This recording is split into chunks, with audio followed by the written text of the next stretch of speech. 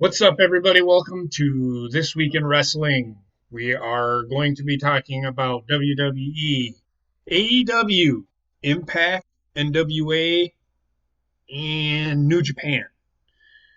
We're going to talk about WWE last this week, so just because of the pay-per-view, and then we'll go right into our picks after we're done talking about what's happened this past week. We are also going to talk about something that we did not get into last week. I totally forgot about it, and it was a point of contention. It was a big news topic last week. We're going to talk about it this week, and we will go from there. But I want to welcome my co-host.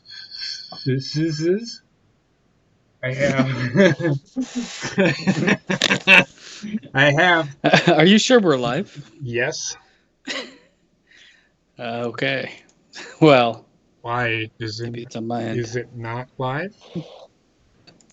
Maybe it's on my end. I don't know. It's live on my end. Okay, so we're good. Don't do that to me. So I'm joined by, as you heard, Basement and Gina and Trek and Bobbit. How are you guys doing tonight? Even though we've been hanging out for like 4 hours already.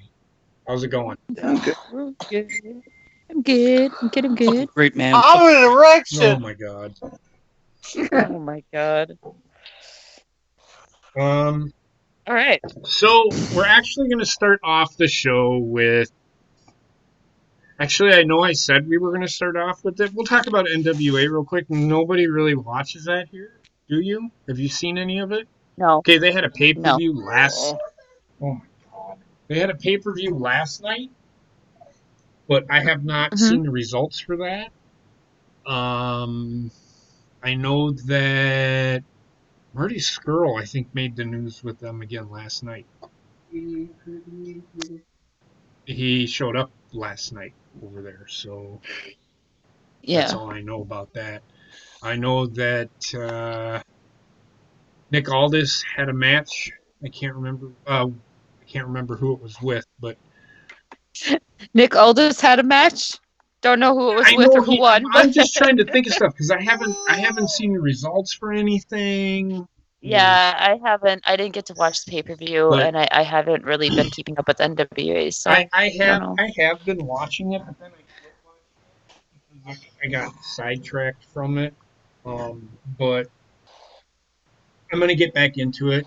I'm actually up to the point where it's the episode after Into the Fire. So when I get caught up with it, we'll talk more about it, or I will talk more about it, and hopefully other people watch it as well. It is a pretty good show. I don't mind it. It is entertaining. It's very wrestling centric. They do cut the promos, but they're doing it the old style way, where they did back in the 80s. Ugh. Well, it doesn't look 80s. It's the way that they do it. They have the guy. Kind of looks 80s. They come out. It kind of looks 80s. It doesn't look 80s. I'm not gonna lie, JP. I tried watching NWA. I didn't. I will admit, this is the I thing. didn't I didn't put enough into it, but like I made it maybe 5 minutes into the show, and the graphics alone was like killing me. Okay, here's my thing. If you like AEW, you should like NWA because they do the same shit. They do. Yeah, I mean, I even said myself just before that I didn't give it enough of a chance, but the graphics just killed me. So I'm like, I can't do this right now. What do you mean the graphics? The graphics looks like something from like the 1980s. Why are you focusing? And I know on that that's what they were going for, but but it's that. Why are you focusing on the graphics? I don't understand. because important it to drove me. me fucking nuts. I don't know why. It just drove me Yeah. nuts. And I just couldn't that night. So The graphics are the least. I think it's a great show, but I think it's better than WWE for sure. But that's just me. But so we'll get back more into that. I'll catch up with everything and get caught up with all that.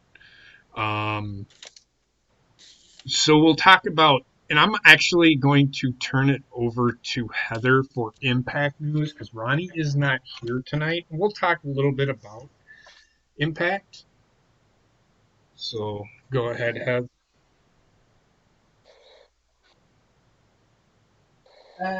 Impact Twitch ban has been lifted. They are back on Twitch.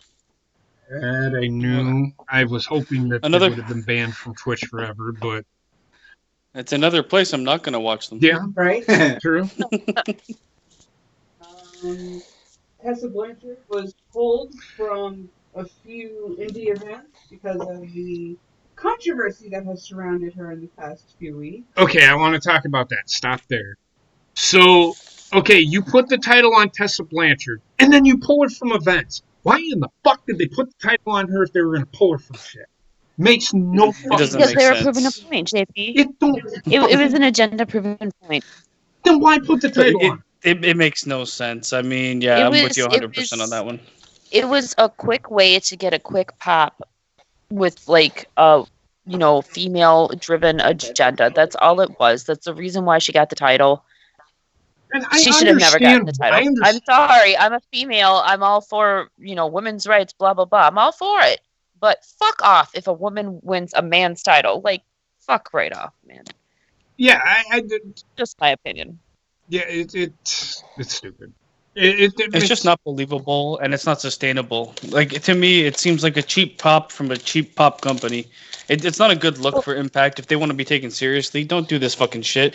Either go full on with it or don't fucking do it. Right. I have absolutely no problem with an intergender wrestling, but I just, and I we'll talk about that later too with WWE, but they did something a little similar, but I don't see having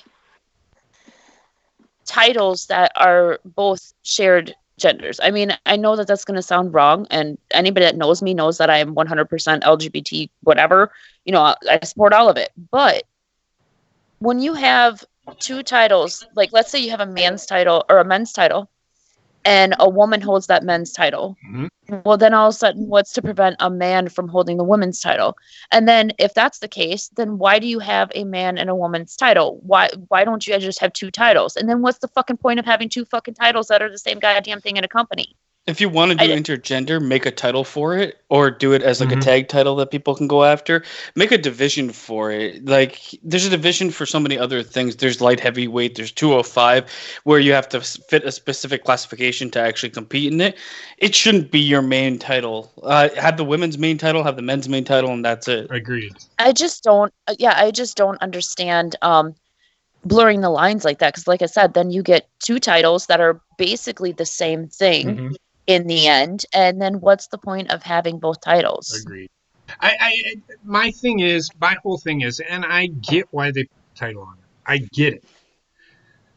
They've pushed her and pushed her and pushed her that they kind of had to put the title on her.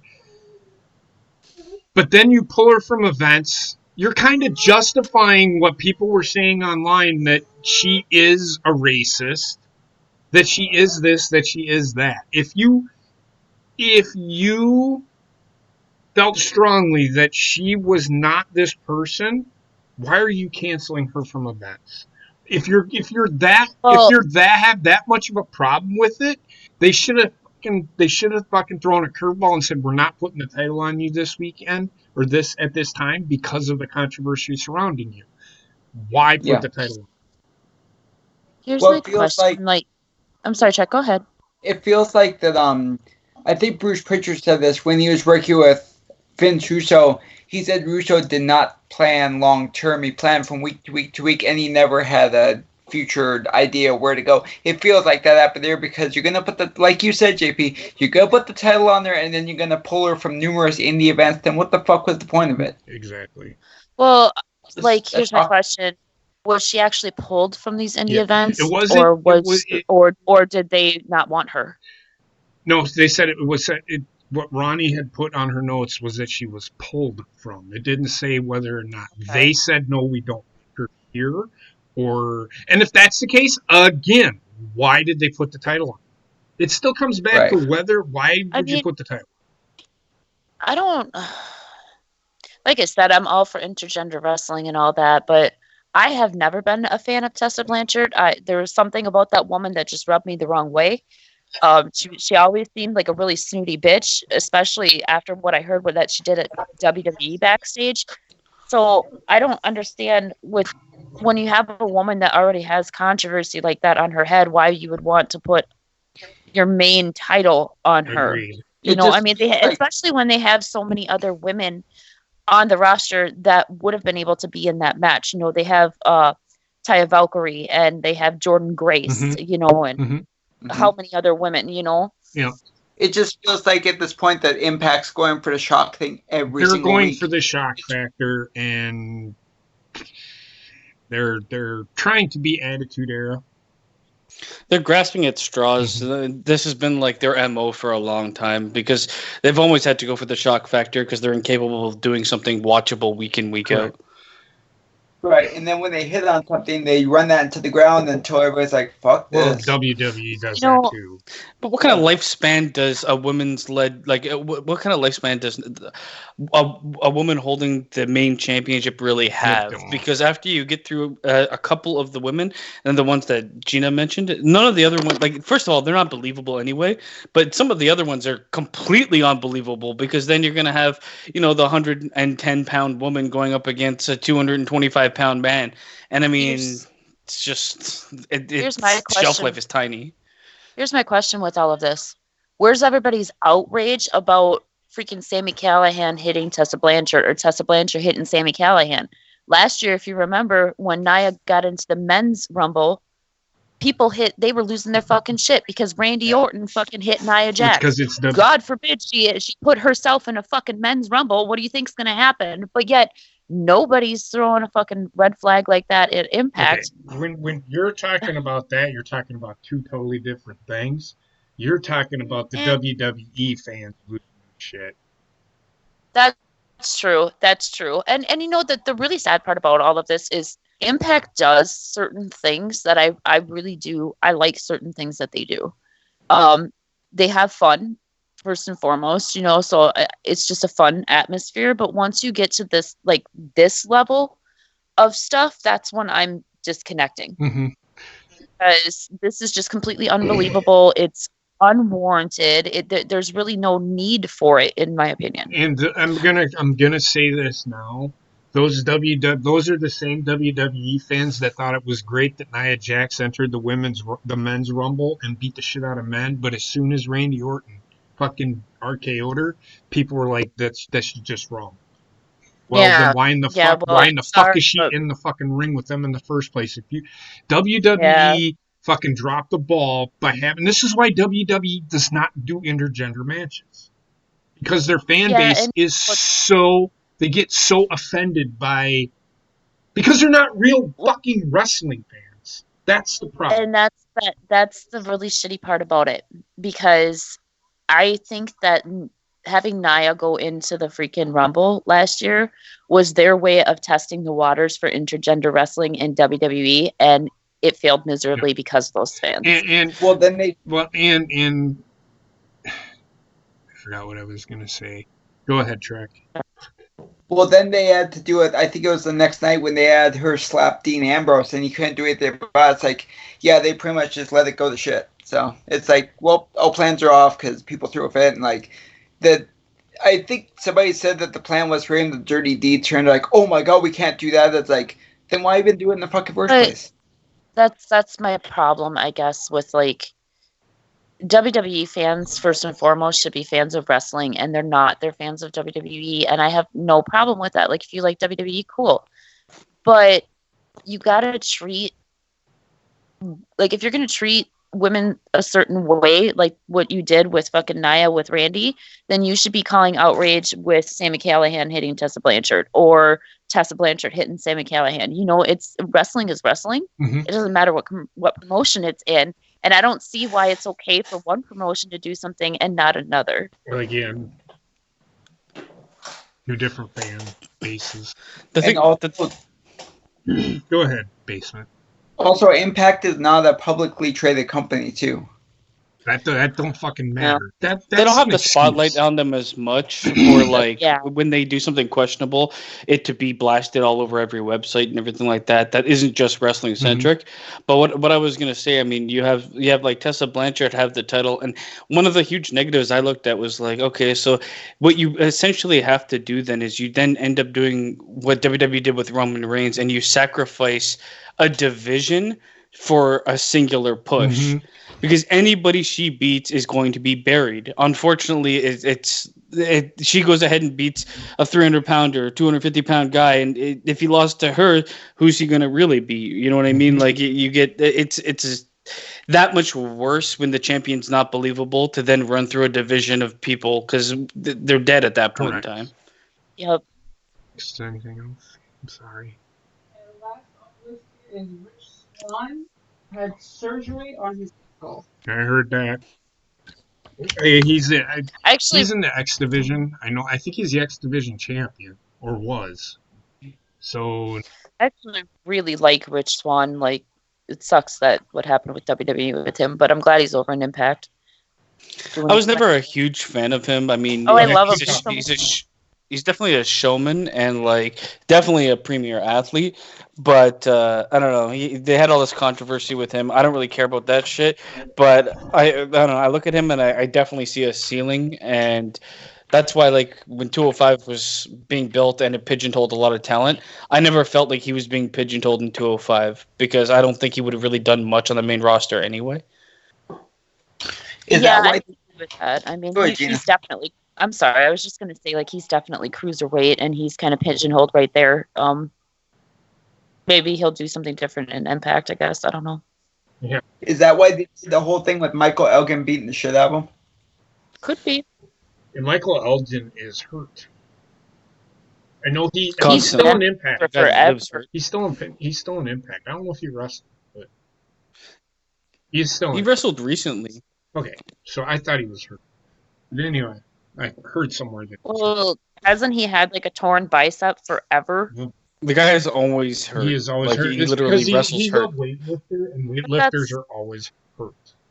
Well, and I was going to say the same thing. Like that's the bad thing about being as big as he is it makes it even more easier to fucking, tear a bicep or fucking bust a muscle or whatever you call that shit. Well, He's like he's a power lifter and like that. Yeah. I mean, you don't be surprised if you see Otis constantly on the shelf too because he does the same shit. So, Yeah. speaking of weightlifters, we'll talk about this real quick. It wasn't in my notes, but jumping from one promotion to the other, which we're going to jump into that promotion.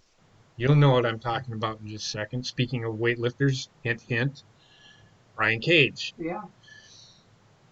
People are still talking about Brian Cage being confirmed to AEW. There has been no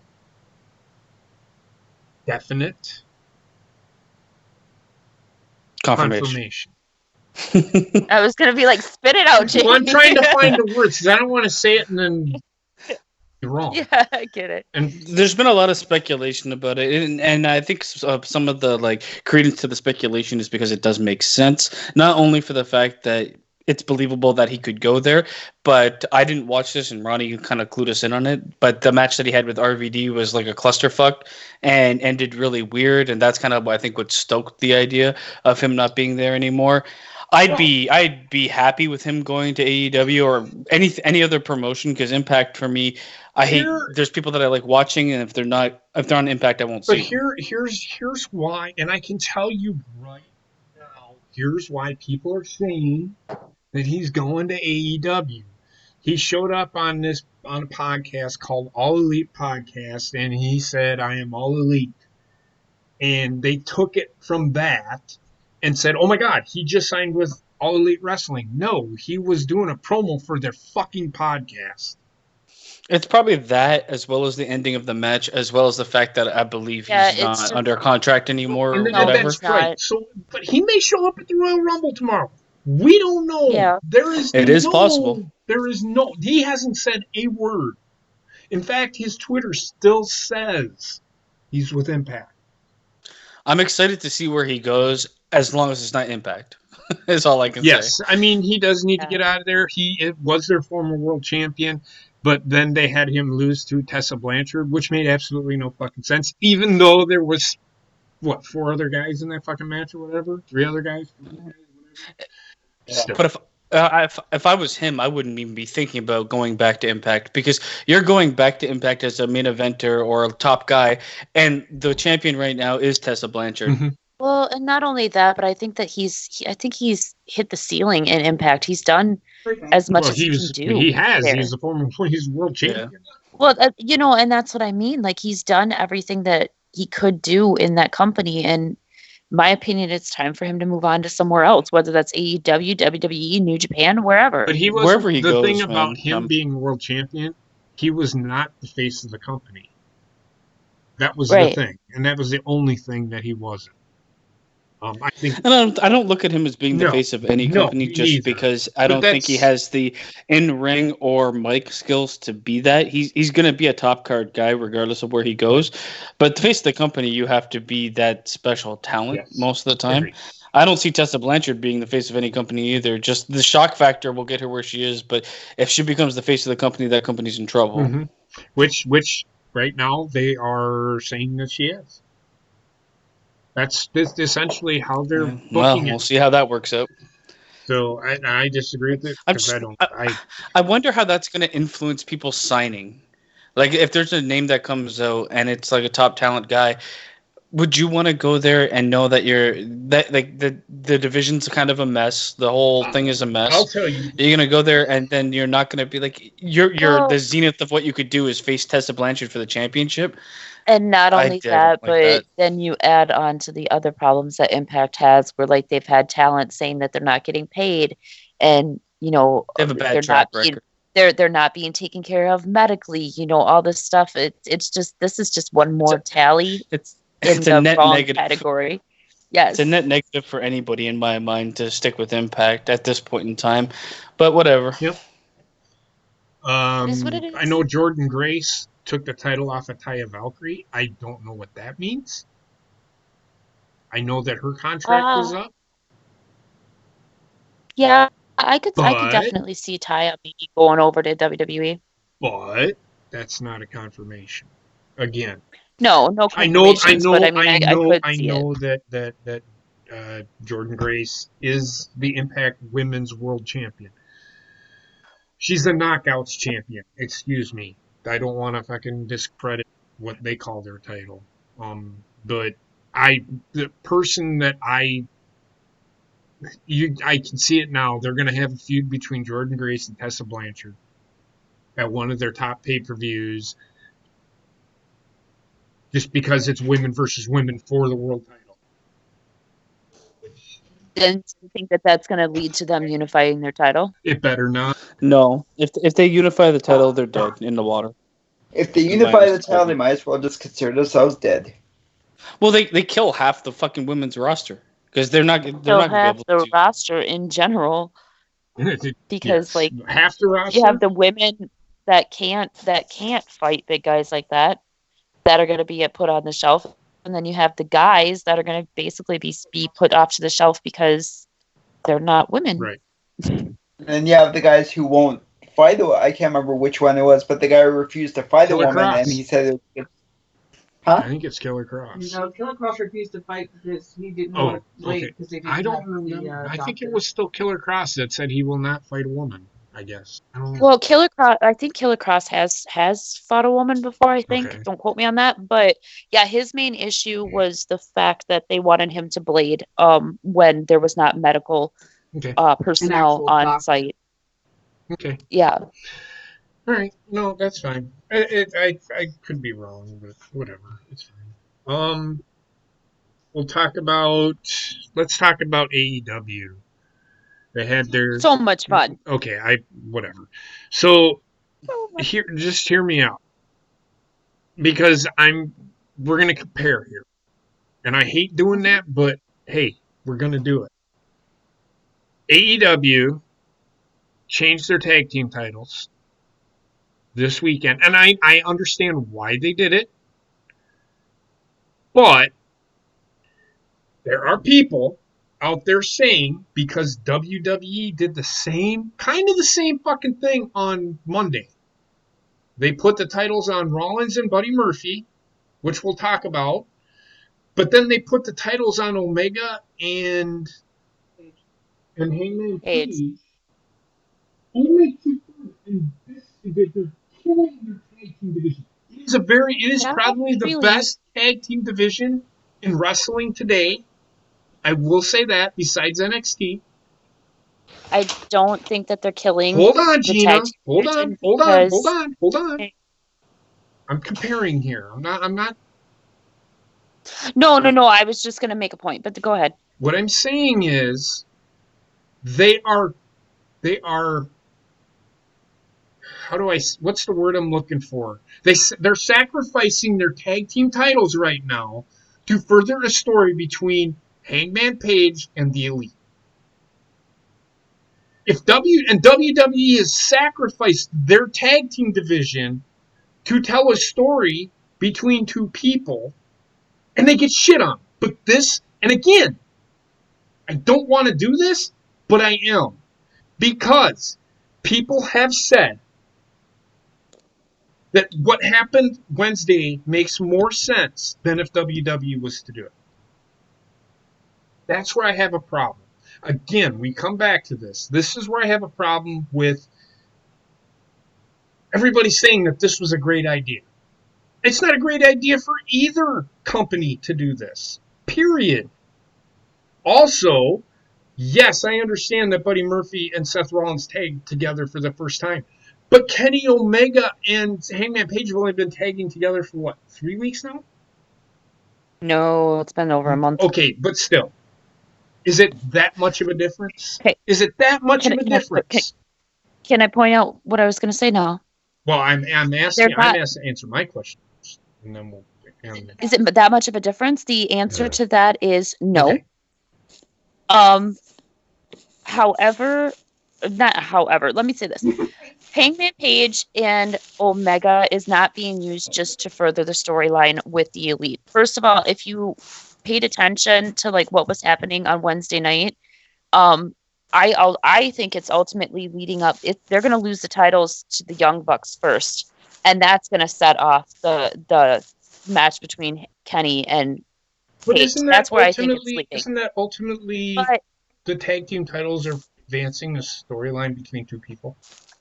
but what else do you want them to do? They have to advance the storyline somehow. They They're didn't not need the killing tag team titles to do it, though. Okay. Okay, here's the question. Does Pete Dunne and Matt Riddle need to be in the Dusty Rhodes Classic? Because they're not a tag team. How many tag teams does NXT have? You're right. A few. Enough for the Classic to go on? But what I am saying is it's basically the same thing. I'm not disagreeing with you. Like, I'm not disagreeing with yeah, you. and I agree with what you were saying too. Like, while I may not like the fact that Rollins and Murphy have the fucking titles on Raw, it's the same thing. Like ultimately, sooner or later, everybody needs to form a tag team at some point in time. That's what they do in wrestling. Otherwise, you wouldn't have tag team wrestling. And I think to rag on any company for putting two singles competitors together in order to further a storyline, not only just a storyline but multiple storylines. Anybody to rag on that, I think it's just ridiculous. Now, before anybody says anything else, here, I don't care. I am just being that devil's advocate because I hear this shit all the fucking time. Let the story pan out. I've always said that. WWE with Rollins and Murphy might actually have something. It might lead to a feud between them two. Who wouldn't want to see a match between Rollins and fucking Buddy Murphy? I wouldn't mind it. Or it could lead also to a feud between Buddy Murphy and Seth Rollins versus AOP. Okay, I'm down with that. And most Yes. I think what the reason that people are bitching, and I get it about the Rollins and Murphy thing, is they have within their faction. Excuse me, I'm drinking, so bear with me. Within their faction, they have a stable tag team in AOP. Yeah. But essentially, you can kind of say the same thing, even though Hangman Page has separated himself from the Elite. Why is he tagging with Kenny Omega, who is part of the Elite? Yeah, but I mean, I think that people, like I said, people ragging on this stuff. Like, I don't know if you haven't been a wrestling fan for that long or what, because like this shit has been happening in order to further storylines for years. They did it in the Attitude Era. They did it with Stone Cold and Shawn Michaels. They did it with Stone Cold. Yeah, it's happened so much, and for you to like point it out now, not you, JP, but I mean people in general, to point it out now and start ragging on it. I mean, come on, guys. Yeah, no. Seriously. I can care less either way. Let the story pan out. I just wanted to point out that, what is my term? What is good for the goose is good for the gander, which means what is good for AEW is good for WWE. Yes, they may go about it a totally fucking shit-ass way, but they're still doing the same fucking thing. That's all I'm getting. Yeah, I mean, I think personally, I personally, and this isn't just because I'm an AEW fan, it's just the way the storylines panned out. I preferred the storyline between Kenny and Hangman, like what's going on there, because they set it up really well, versus the Buddy Murphy and Seth Rollins thing. Like, I think that one of the reasons why people were so pissed about that is just that it kind of came out of nowhere. There was really no setup to it. Mm-hmm. There was no lead up to it. Whereas Kenny and Paige, they've had this, consistent leading up to what's happening now. There is more of an organic build happening with what's happening on AEW than WWE. Yes. They are very similar, yes. I personally like both. I don't mind Buddy. It's good for Buddy Murphy has been like an unsung hero for a long time. So to give him some gold is a good thing for me. I really like what they're doing with Kenny Omega and Adam Page. Seeing as Kenny Omega went from the best in the world to kind of play, backseat to a lot of the other things they've done with the main event roster that's on AEW. It's nice to see them pushing something that's more mid-card and putting a lot of effort into it. I think Adam Page is doing a great job with it too. So, like, I mean, they're going to tell a story. They're taking their time with it, and nothing's happening really quick. And I think that's where I pinpoint the difference between AEW's putting those two guys together versus Buddy Murphy and Seth Rollins. AEW is doing a good job taking their time with storyline builds, where WWE seems to rush things a lot more and looks worse for it. But I think anybody that's going to shit on them for just throwing two guys together needs to shit on everybody for throwing two guys together. And that's essentially my point.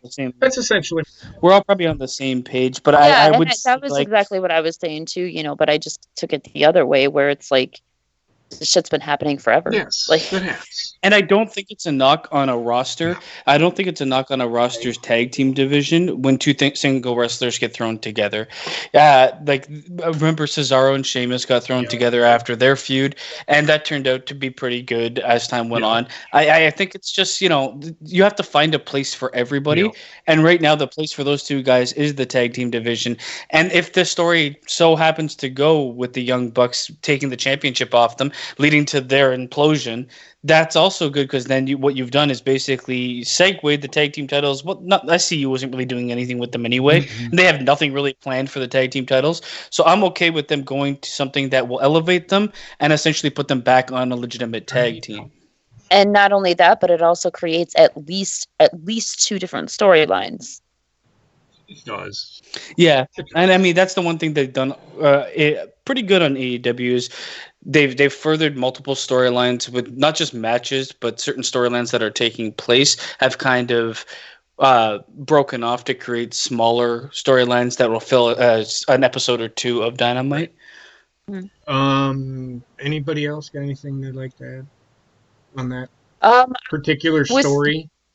Go ahead. oh no, not on that particular story. Bobbit, anything? The only thing I objected to is the fact that they put it on Murphy and Why? Rollins. I mean, Why? why not put it on AOP? Why are you objecting to it? Because Rollins is the guy that they want to push the most, and right now he's titleless. So having him be the guy with the gold makes the most sense. They're more looked at as like enforcers, though. I agree. If Rollins had the championship, then they should be the ones holding the tag team I belt. agree. But because he's championship-less, he's the one that should have the gold around his waist. Yeah, That's and good. also That's just what I meant, yeah. yeah, you also have to remember that like Seth Rollins is one of the top guys in the company, and they don't want to push him for the main title right now because he just got done being pushed heavy for the main Mhm. title like how many times. So in order to keep him as one of the main guys in the company, they are going to put him in a position like tag team champion or US champion. They're going to put him in some type of top position like that in order to keep eyes on him. In my mind, nobody in their right mind should be shitting on this, because how long have people said the tag team division is just garbage? They're doing nothing with them. Finally, the tag team titles go to people, two great in-ring wrestlers, a guy that's being pushed as one of the top guys on the brand. That's a chance for those titles to get back into the light that they need to be. I think people that like, oh, it could have gone on any tag team. What tag team? What have they done? The Revival did nothing. I didn't even want to see them. Viking Raiders, they pretty much destroyed. The Viking So- Raiders are garbage anyway, man. Yep. Like I they're mean- not bad in No. ring, but they have nothing Yeah. else. I agree. But I don't know. Viking Raiders, I could see them being something if they would actually let them, or I shouldn't say let them, if they would just loosen up the reins a little bit and let them kind of roll the way that they did in NXT. I don't even really like them that much in NXT. I Like Viking Raiders are like AOP. They're kind of like that Yeah. enforcer character. They don't have enough character in and of themselves to keep themselves afloat. You Well, want to and be you able to play with the big boys in WWE. You need to learn how to fucking talk and talk good. Yeah, and not only that, but you also have to remember that, you know, with AEW's tag division and as what's going on now, what's been going on with their tag division, people love AEW's tag team division because it is as good as it is. It has a lot of potential for the future as well as now. WWE is lacking in that tag team division, so this might be their way of kind of trying to reignite the tag team division. And this is, I would say that almost the same thing for AEW. Yeah, they have on paper they have a great tag division, but they really limp dicked it out of the gate with the tag team titles. It should have been more important than it is, and maybe this is the segue to get it back to that. Half the rosters from New Japan, and those guys, every single one of the wrestlers on that fucking roster know how to wrestle a tag match. Yes. Mm-hmm. Yes. I do want to say one thing. Hot tags. We'll talk about hot tags. You want to talk about hot tags? Oh god, Let's talk no, about it's hot too tags. much, real man. quick. When did hot tags become a focal point? It's like, and we talked about this last night, wasn't it? Where hot tags, it's like the heel is afraid that the guy got hot tagged in. I can't. It was fucking Baron Corbin last night. 6'8", I can't he's 6'8", stand it. 280 pounds, and he's scared that somebody got tagged in. Get Yeah. the fuck out of here. If you're a heel, you're a fucking coward, pussy ass bitch. If in today's wrestling, name me a heel in today's wrestling that's not that. Yeah, agreed. Yep, agreed. The next thing that I have, and I know there's more, I just only really cared about a couple of things on this show. The Moxley is the new number one contender. The only reason that I put that down is the match really didn't need to happen. It wasn't. Why did the match happen? Filler, I get it. But why have Moxley in a match when he can't even fucking see? Well, it was one of those things where like they needed a match, they needed to prolong. Yes, this is exactly it, filler, and they tried their best to make sense of it last minute. but they shouldn't be having to get to a point where they have to make sense of things last minute. Like he gets poked in the eye by Jericho, and that's the whole reason now he's no longer number one contender and has to become number one contender again. Right. It's not great storytelling. That's for damn sure. But it is what it is at this point. Thoughts? Oh, sorry. Anybody else? My kid came home. What Nope. was wrong? Oh, we were just talking I about was gonna say, sure. Moxley being the number one contender. Needing to compete for number one Why he contender needed to again. compete for the number one contendership. Um, He did. Yeah, He didn't need. I can already tell you right now that I completely agree with what Basement said, because like we talked about that the other night when we were watching it. Mhm. Didn't make any sense. I get why they did the match. It was like Basement said, it was filler.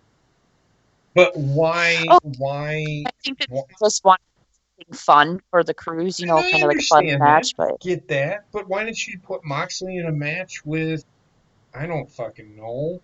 One of the fucking Sammy minions from the Guevara, Dark Order. because he broke his foot. One of the minions. I think they wanted a big. Why didn't you put him in I a think match they wanted a with big Sammy ticket Guevara? match.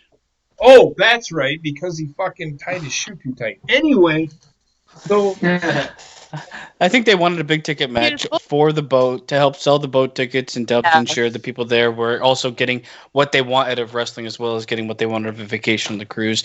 I'm not going to judge the cruise booking too harshly because it's a gimmicky But thing. if this was so- done at an arena, it made no sense. And for anybody to sit there and think that Pac was extra, because of the way that they have been doing this, they were never not going to do Moxley versus Jericho. Okay. Right. So the they writing was on the wall. kind of sacrificed storytelling for a cruise. See, me personally, I don't think that so. They just slowed storytelling down for the cruise. what I think that they should have done is they should have just done the match and Moxley without the number one contendership on the line. I Like agree. you would have still, like you could have still did the shit with Jericho with the eye.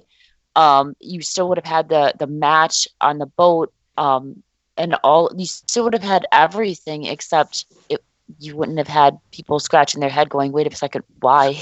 They're trying to book it so that Moxley has to fight tooth and nail to get at Jericho. Has to fight more so than anybody else should to get a title shot. It wasn't executed well, but that's what I'm seeing. I'm not against it. I mean, to add any bit of stakes to anything that's already like a throwaway, you know it's gonna end the way it's gonna end.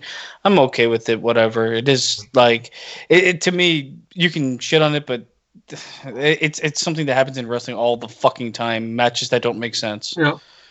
Agreed. I just wanted to point that out. And I know what else happened. I mean, I watched AEW Dynamite, but the cruise kind of Oh my God. the funniest. No, I love the funniest. it It because took of the cruise. them being on that boat. I know people were like, well, okay, well, we know it's a show.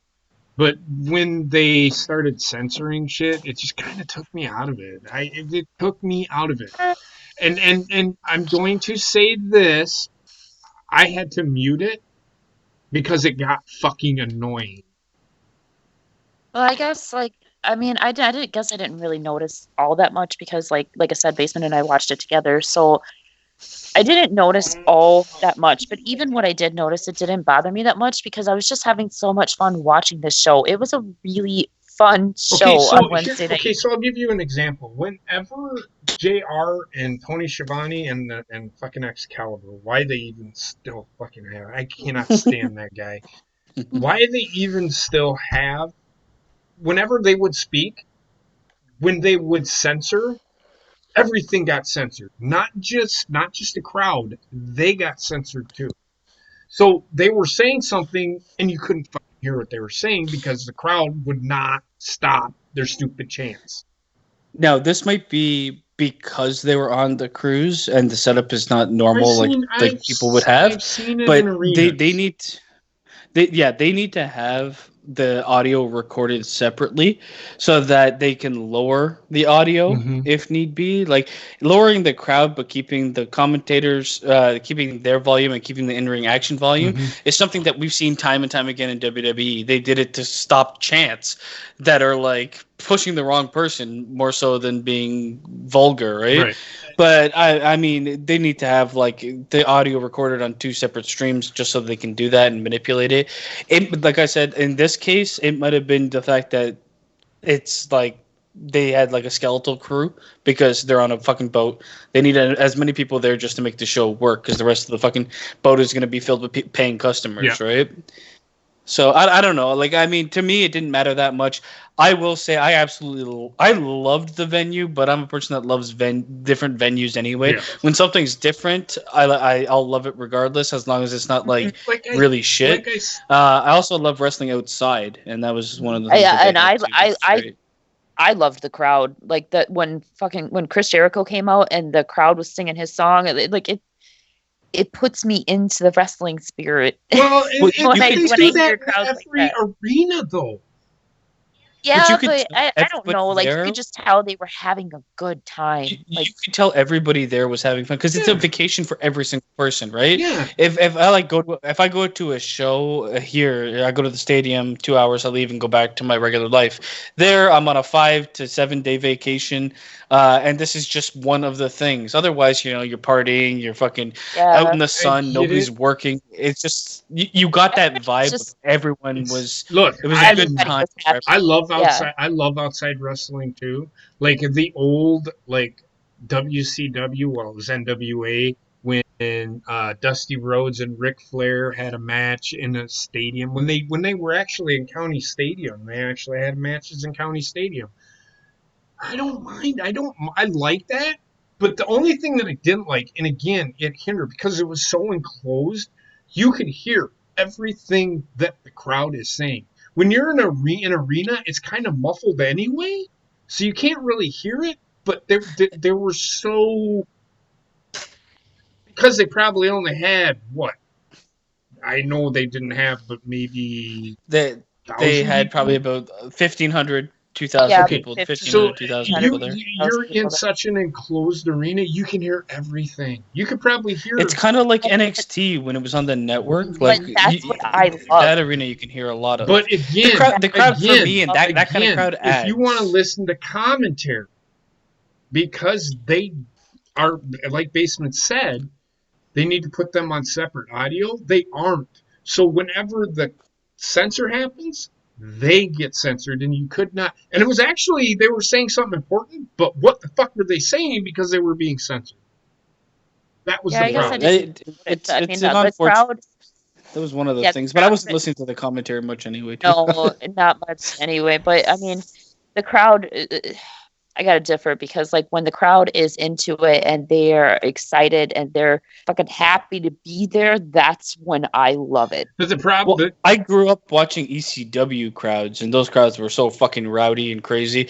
There's things about them I like, and there's obviously things I hate. ECW crowds were great until they hijacked the show, and I never felt with this that the crowds hijacked the show. They didn't know that they were hijacking it because of the audio and what they had. The only problem that I really seen with the crowd was when that other ship came in and they said, like, fuck your ship or something like that. Oh, fuck your boat. Yeah. Fuck your boat. So, but either way, I just wanted to point out that, the crowd, with them doing this, they're going to have to come up with a way to not censor the commentators for those that aren't always hanging out on Skype watching AEW, or you know what I mean. I do. Yeah, I do. I think. I mean, it's negative for anybody that's watching by themselves or anything like that. It would be better. Like, there's ways to handle it, and hopefully moving forward they do. I know they've had their fucking hands filled with audio problems, but that there's a fix that exists that already. So it's not like they have to fucking rebuild the wheel or some shit. Yeah. Not only that, but like they need to figure something out by next year's cruise, because next year's cruise, they're doing AEW live. And if they do it live, then they're going to need their audio shit figured out, and they're going to need a team on standby ready to mute that crowd as soon as they They're have gonna to. have to. Because I see problems with live anyway while you're on a fucking boat. Mhm. Like most your of them mobile didn't even internet. have. Most of them didn't even have fucking internet on their phones when they were. Yeah, and you won't. But like that's the thing. You're streaming over spotty mobile internet on fucking open waters. Like It's gonna be difficult for them to go live. they're gonna have some feed issues. Is all I'm gonna say. Yeah. Well, no, Yeah, definitely. yeah, but but they even had to have this year. They even had to have like the 2 planes with each with the master tape in case one went down. It's like you're gonna have to work your ass off to make sure it goes right because you're getting close to never with that. Well, they won't have that issue if they go live. Well, at the least, thing but- is they were ported. That's why there was another boat there. That's why they were actually docked Yeah. while the show was See, and going. most cruise ships really don't dock. They go on the cruise and they go back to where they started. They have like vessels that go from the ship to the fucking land. Because not everybody is getting off the ship at every port or anything like that. I assume it's hard to dock a thing that's fucking Oh, no. quadrillion pounds. It's not. But the actually the main, I wouldn't even say issue, but what they need to do, they need to rethink pyro on a windy day. yeah, That's you were all I'm agreed. gonna Oh, say. Agreed. Or Jungle Boys. Because Well, yeah, Jungle Boy got the shit burned out of his abs. Freaking Chris Jericho got it in the face. JR said commentary was getting burnt with that shit all night long. And if you imagine what these superstars are feeling when they're coming out, Mhm. imagine what the fans that were standing right next to the pyro were feeling every time that shit went But off. half of them were Dude, fucking drunk, so they probably didn't give a shit. It's like half your face is melted. I feel great. I've been to WWE shows where it's been in the TCC here where I live. That arena, that pyro is loud as shit. So imagine it being on there and you're right next to it. It's like it's I feel 10 like times- they just needed to change where the pyro was. Like, put it on the they had those fucking those like they look like old antenna ladders or whatever the fuck it is. Put it on that. Put it elevated Well, so that the and- only thing it would hit is the fucking air. But I mean, when it's windy like that, it doesn't take a genius to be like, hey, maybe we should use the pyro today. Right? and maybe they should. But yeah, I mean, like it's. I don't think it's gonna do much damage to anybody unless you fucking put it in your face. Like No, full a Jungle blast. Boy was just like, ouch, like fucking slapping him. I'm still laughing about the F your ship thing. Fuck your boat. It was. I enjoyed AEW as an event as a whole. I just love it because it was different. Yeah, And I loved it being on the ship. The venue really sold it for me, and the in ring wasn't bad either. Fucking Britt Baker oh god. Oh, But I will say started this: cutting a promo, and they're like, "Shut the fuck up, bitch! We gotta go to commercial." say what you want about Priscilla Presley. I know that she's done some. Not Priscilla Presley. What the fuck is her name? Silly Kelly. Kelly. Isn't that her name? Priscilla Kelly. That's Elvis's wife. But Priscilla Kelly. Say what you want about her, but hold on. She did a good job Nasty. making Britt Baker look semi decent on Wednesday. Like,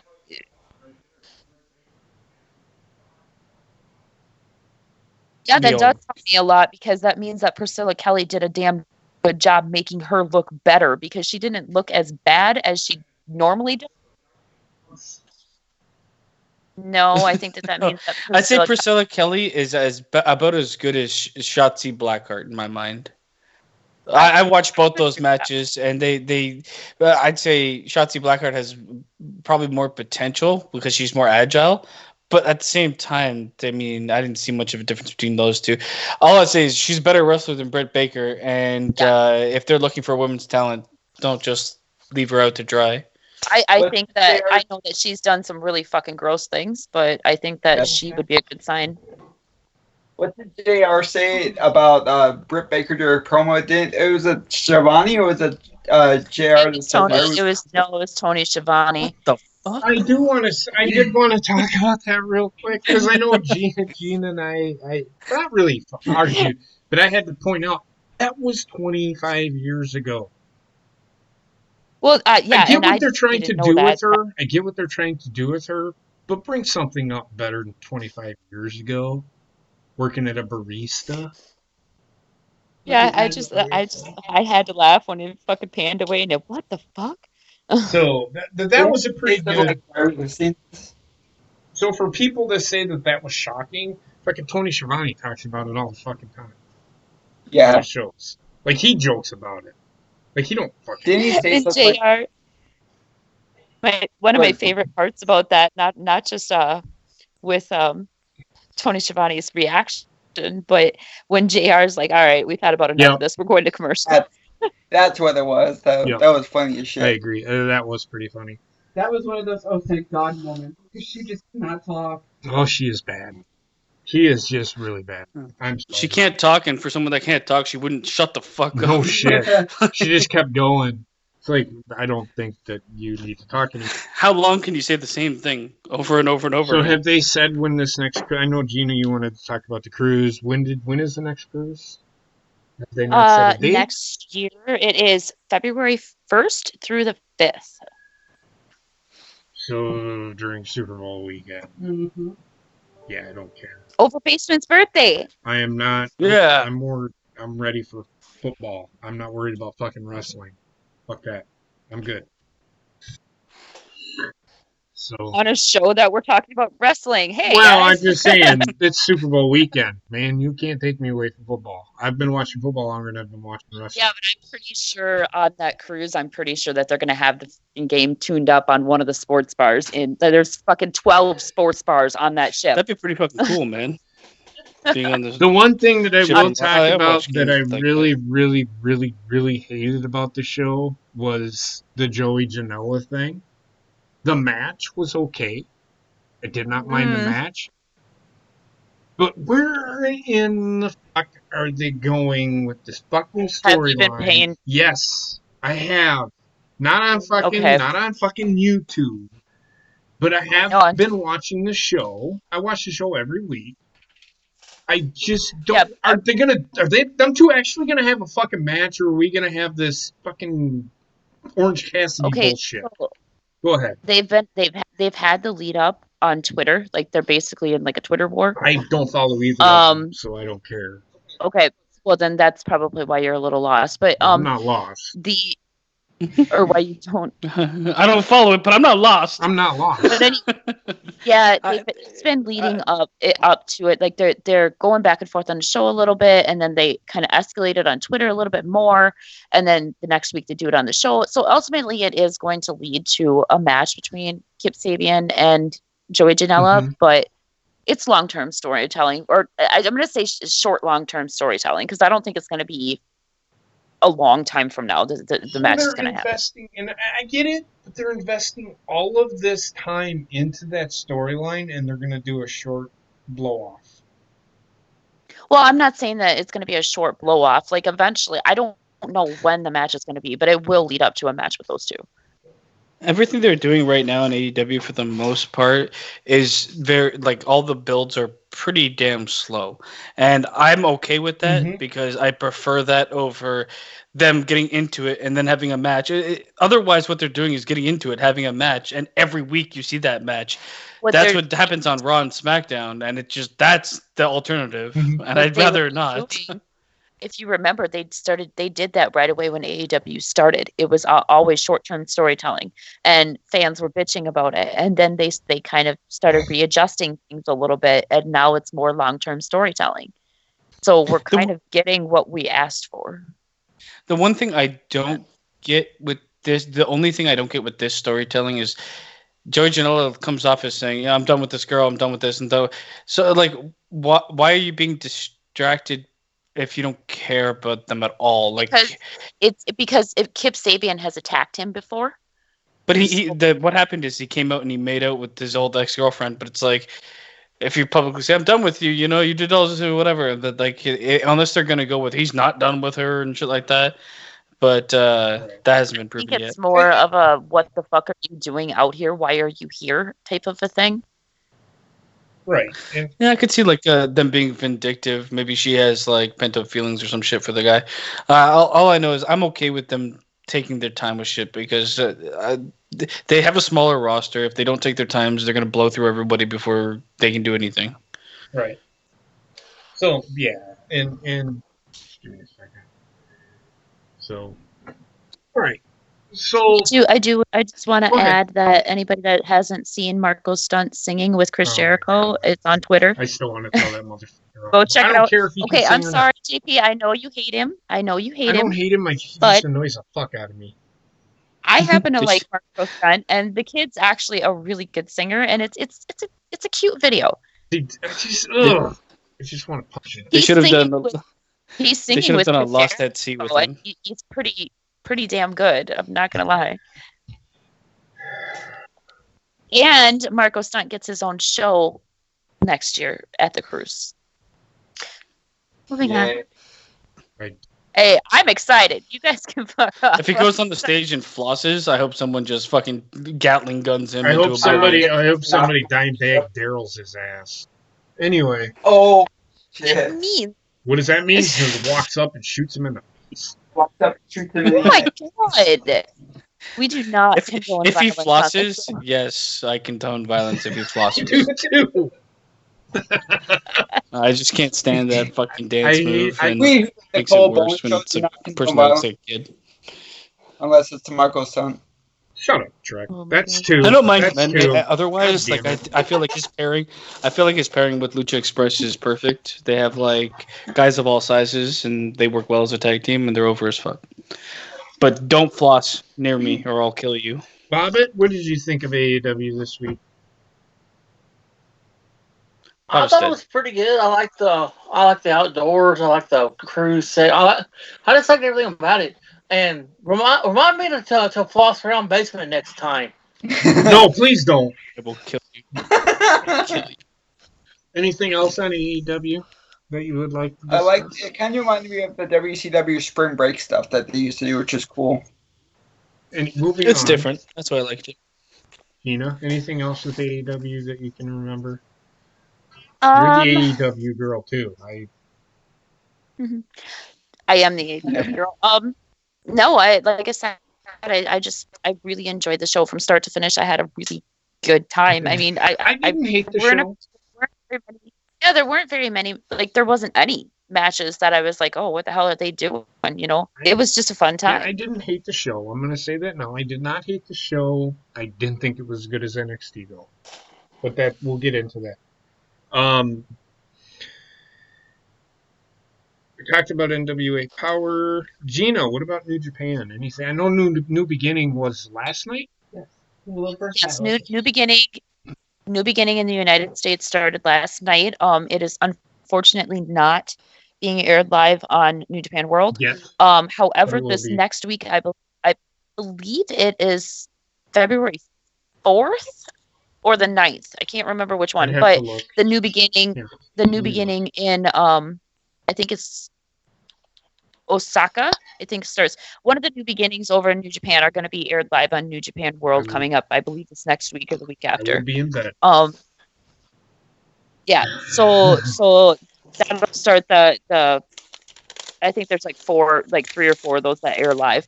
Otherwise, they just got done with. How can they have the, 3 or 4 new beginnings? It's a point in time. a It's already series. started. See, it's kind of like the It's a G1. series, They yeah. just do a series of fucking matches. It's I'm just saying, okay, with the name that they've chosen. no, basically like what they're doing right now. It's kind of like the road to new beginning. So it's like a They have a mini Road series. to New Beginning? They're like mini pay-per-views leading up to the big pay-per-view. Okay, so They might want to change the name, is all I'm saying. the New Beginning actually starts February 1st. I'm looking at the Okay, well, schedule, yeah, and that is live. That is live on New Japan World, Saturday, Is it February 1st. Sekiro or It would be. It's Osaka? going to be 3 p.m. Central Standard Time, February 1st. Okay. Yeah, and then they just got done with the what is it called, Fantastic Mania or something like that. What? What? It's okay. It's basically The New Japan names are they're no, really bad. this one. The reason why this one has such a weird name is because they team up with CMLL out of Mexico, and they have kind of like a cross breed of promotions where they have New Japan people going up against CML wrestlers. So, I mean, I watched a few of them, and they're good if you like high flying stuff, which I know JP doesn't. But I mean, they're decent. They're not the best, but they're decent. CML. But otherwise, that's it. It is what it is. But yeah, that's all I know that's going on with New Japan right now. Yeah, So. there's not much going on with New Japan. They're doing New Oh, Beginning. Go ahead. Yeah, I just want to mention, I forgot to mention last week, but Kazuchika Okada and Sonata actually won the award for Match of the Year over New Japan. And then Kota Ibushi won it for, what the fuck was it? It's like fucking Artist of the Year or some shit like that because of his moveset. Well, can't remember what it is. So that's 2019. That's not 2020. Let's remember that. Well, yeah, the 2021 one. So the Kota Ibushi Okada match was the best match. Yeah. This one was Sonata versus I got it written down here. Sonata versus Okada from fuck my duck. Where is Wasn't it one of the climax matches? No, it wasn't one of the climax matches. I think it was King of Pro Wrestling, if I remember correctly. But and then Okada also won it for MVP, and it was the best technique award that Kota Ibushi won. So there you go. Okay. All right.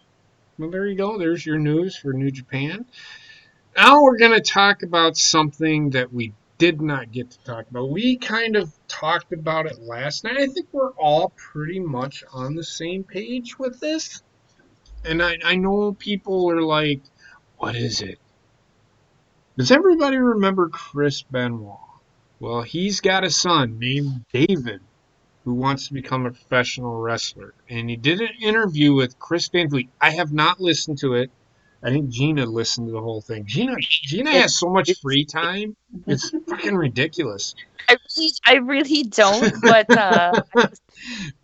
I just happened to that day. It was I had some free time that day. But he talks about wanting to use the name Chris Benoit in using his entrance theme.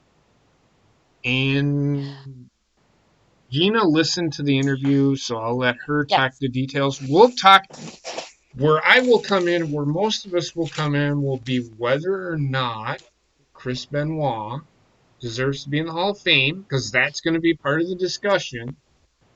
We'll also talk about David Benoit. But go ahead, Gina. Okay, so like JP was saying, the interview basically they talk a lot about like David's dad, Chris, and what happened, and he talks about how like he kind of tries to put the conspiracy theories to bed final, because he said there's no conspiracy theory about it. It happened the way that the cops said it happened, unfortunately.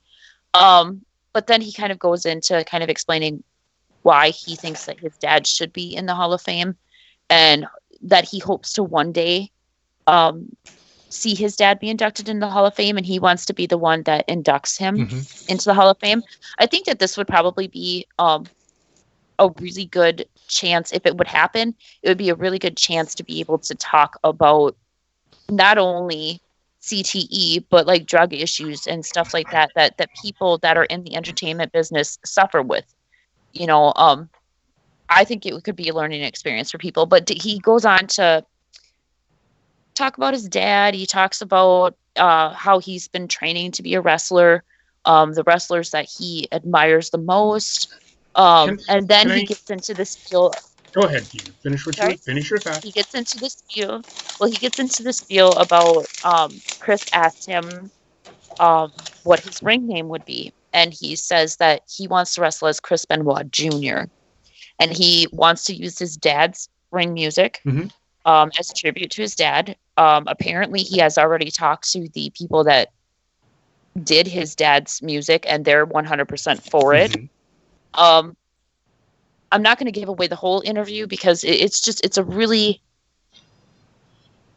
insightful and really just overall good interview. Like Chris does a very, very good job with putting it all together. It's really relaxed. Whatever, go watch it. So can I interject real quick before you move on? Now, my issue was here's my thing with David Benoit. And from what I gathered from it and from what I have heard, that he is, because of his name, he thinks he's warranted. Now, this is what I've heard. Now, I don't know if this is true or not. He was warranted to be thrust and be given all of this shit because of who his dad was. Oh, that's my point too. And Well, hold on. kind of talks- Here's my yeah. thing, and I'm just gonna say this. Here's my thing. If he puts in the work, fine.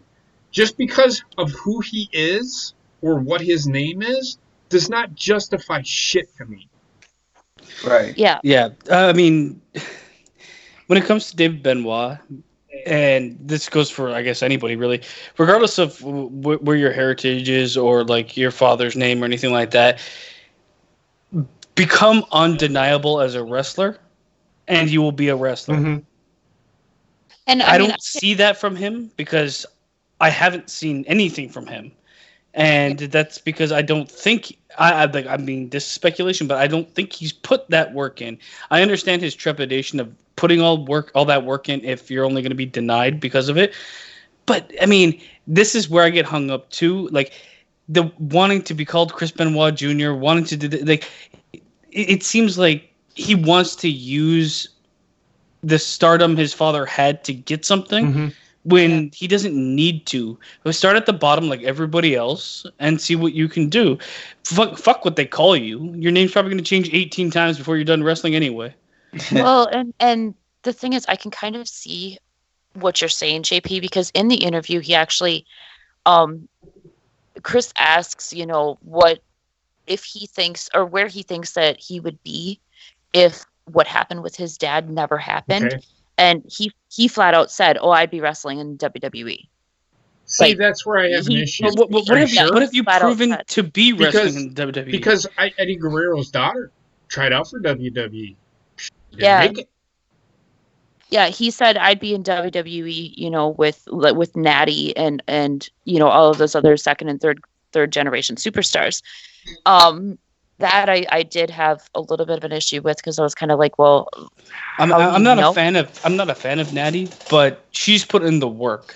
She Yeah. doesn't need the name to still be in wrestling. She's a workhorse, and she's proven herself to be that WWE. Agreed. She's definitely a WWE talent, but she's proven herself to be useful for that company time in, time out, and they've capitalized on the name when they wanted to. Mhm. They haven't always. Charlotte Flair, same. She would be in WWE regardless of what her name is. Mm-hmm. Yeah, exactly. You got to put the work in, and I don't know, man. For me, it seems like him wanting to be Chris Benoit Jr. because he even talks about like how he could use the name because his middle name is Chris. Correct. His middle name is Christopher, so he said he could legally use the name. However, I don't think that he's not going to get anywhere using that name, and I think that that's what he's trying to do. Like it. I think him. I'd Why hate not to just see use it, but David it almost- Benoit? What's wrong with I- David Benoit? That well, I that hate keeps to the say it, but heritage there. It kind of seems as if he's trying to skirt off of his dad's like skirt tail. You know what I mean? Like Yeah, Correct. he's riding his dad's just- coattails. Yeah. He doesn't need to. I mean, if you want to be a wrestler, be a wrestler. That's it. You're not held accountable for the sins of your father. No, No. no. And people will get past that if you're that good. And that was another point of But- mine. Right. Well, and the thing is, like, he said that he was training for a while, and then he stopped training and he started working on an oil field. Well, apparently now he's training again. But the guy, he's got to be at least mid-20s Okay. or so, and so I mean he's still young enough, but I don't, and this hurts me because I would love to see another Benoit in wrestling, but I don't know if he has the drive needed to succeed because it really does kind of seem as if he's trying to just coast on his dad's legacy. Right. Now, and I agree, and I think that's where a lot of the problem has come in. Now, my next thing, and we've talked. I don't know if we've talked about this live, but I know I've made mention of this. The question is, and I know Gina put a poll out like a while ago. It was like a month ago. about Chris Benoit. And I think it was right around the no, time. it Wasn't it was a couple of weeks ago? Because this is where. No, I think it was actually the day Okay, that that so interview came the out. question is, does Chris Benoit deserve to be in the Hall of Fame? And everybody's like, no, he killed his wife and his kid. Actually, Now, and we talked about not this last night. And I'm gonna be the one to say it because I brought it up. So, Gina. So anyway, well, no, I was just gonna say like that's not how the poll went down. But no, but go ahead. I know that's not how the poll went down. I'm actually indifferent to it because the WWE Hall of Fame can fuck off for all I care. It's a waste of fucking time. sideshow. If it's a pro wrestling Hall of Fame, a legitimate like the one that's in Kansas City, I think it is. Yes, he deserves to be into the Hall of Fame. For my Hall of Fame, and we'll get back on the Chris Benoit thing. For my Hall of Fame, it's the how did the person transcend the business? What has he done? What accolades does he have? And being a fucking the longest reigning light heavyweight championship is not fucking good enough to get in the Hall of Fame. Sorry, it's not. And then Eat a dick. you eat a dick. So it's accolades, how they transcended the business, and what they did to make the business better, aside from transcending. I will say Chris Benoit, if he didn't have the controversy around him, he would have already been in the Hall of Fame. For sure. Yeah. For sure. Right? But I personally, like, the Hall of Fame is a joke anyway. If the Hall of Fame was based upon wrestling acumen and how on most sports are on what you do in that sport, not the type of person you were, then there'd be an argument. As it stands right now, he will not be in the Hall of Fame. He never will be in the Hall of Fame. And I don't give a shit whether he is or not, because I don't give a shit about 99%, all of the people in the Hall of Fame. Yeah, see, I guess I feel a little bit different because Chris Benoit was one of my favorites, when I got into wrestling. So I would love to see him in there. I definitely see why he's not. Don't you dare steal my thunder. The poll, when I actually put the poll out, I think it was like 68% of people said that he should be in the Hall of Fame. But a lot of people, like JP said, he should be. But I can see why he's not. No, it's just no matter what, even having the discussion, I guess, with WWE, it's a bad look for them regardless. So they won't do it. Like, they had a bad look with China, and that's like nowhere near this level of problematic. So here, and if you want to talk about it, we're going to talk about it. Because here's my issue.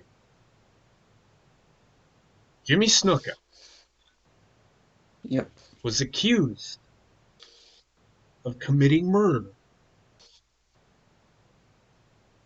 But the only reason that he was left in the Hall of Fame was because he died before he was convicted. So whether he was convicted or not of such a heinous crime, which murder is a heinous crime, in my opinion, Chris Benoit deserves to be in the Hall of Fame. And I don't know what Basement said, but being accused of murder, essentially he was guilty, but they didn't put it to court because he died before he was convicted. My problem with this is, if you commit murder, why was his Hall of Fame not revoked? Why? Because Tamina Snuka joined WWE, and I can see why. And who cares? Because Tamina Snuka, where has she been? They brought her back and then take her away. They bring her back and take her away. She's injured all the time. Who fucking cares? Legacy and lineage means shit to me. I don't care about even Roman Reigns, The Rock, because Rock isn't even legitimate blood to the Anoa'i family. He is like a blood brother, if that makes sense. So it's not even legit blood, it's a blood brother. So like when you cut your hand, you remember that whole thing where you cut your hand and you shake hands, you're now blood brothers? That's what Rock comes in. He's not even part of that family. High Chief Maivia. So he's not even an Anawai. The Anawai family is the lineage, not Rocky Maivia. So that's where the problem lies with that. I'm just throwing that out there. I think I went off on a tangent, and I don't know why. A little bit, yeah. I will say, like, I've with been the drinking, Ghostman Law right? thing, Shit. and I know, Gina, you said, like, oh, it could be like a learning opportunity for stuff. I would agree with that if the ruling came down that because of his brain damage, he murdered his family, and that's not the case. That is not the case. It was No. it was the case actually because well No. because They proved that he had brain damage, but there's no proof that having brain damage turns you into a murderer. Right. Otherwise, there'd be a lot of people fucking murdering people, Yeah. blaming it on brain here's- damage. I read the doctor's report or the coroner's report, or the person, I should say, the person that examined his brain, and basically what they said was he had the brain of an 83-year-old dementia patient. And But I as you don't agree with that either.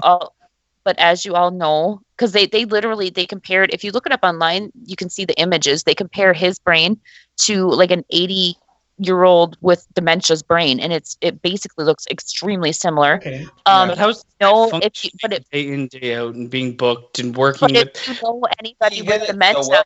Hold on. Let if you know Gina finish. if you know anybody with dementia, because my grandmother has dementia, and there's a lot of days where she can function perfectly fine, but then out of the blue she gets agitated, or she gets angry, or she starts throwing shit, or she fucking starts crying. You know, that they can function perfectly fine at certain points, and then there's other points where their emotions get so out of control that it's like their emotions have literally tripled themselves. But you're having like a guy that's on the road 90% of the year in the limelight, being talked to by everybody backstage, being told he's gonna have to go out there and push this storyline, push that storyline. He is a worker, and when I say worker, I mean like more than a 9-to-5 job. Like they're always on. Somebody would have had to been like, okay, so this guy's fucking insane. Right, but you're also talking Because about no matter how well you hide it, like you can't fucking hide something you can't control. you're also talking about a time period where they didn't fucking care. But They didn't I pay will go attention. back to this. I will go back to this, and I will say this, and I will agree with Nathan. You can't, at that time, you can't particularly say that, yes, this is why he did it.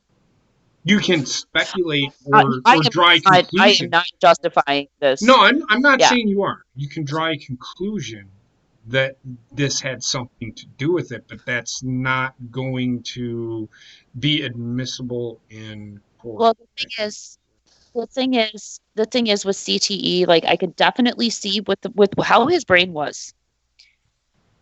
And that's been proven how his brain was. It was like an 83-year-old with Okay. dementia. Been medically proven.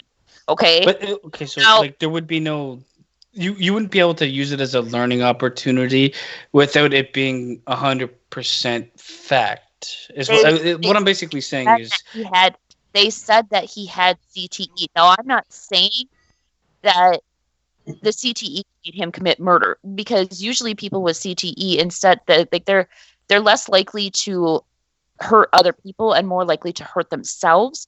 However, if you add on to the fact that he was doing drugs, he was extremely depressed with Eddie Guerrero, like there's so many different Mhm. chances of different, like all of these things added up and catapulted into him fucking doing what he did. Mhm. So my thing is, don't just use this for a learning experience with CTE. Use this for a learning experience with depression, with drugs, with alcohol, with fucking everything, you know, because a whole bunch of shit led to this. the thing is, you can, but you can't just say, okay, because he was using drugs, because and the coroner's report said he was sober. They found drugs in his system, but they were performance enhancing. Yeah, there was nothing that would be mind altering or nothing. He wasn't out. There was no alcohol in his system or anything like that. There was contemplation that he had roid rage because there was enough steroids in his system that he could have had roid rage. But there's a difference between roid rage and murdering a bunch of people.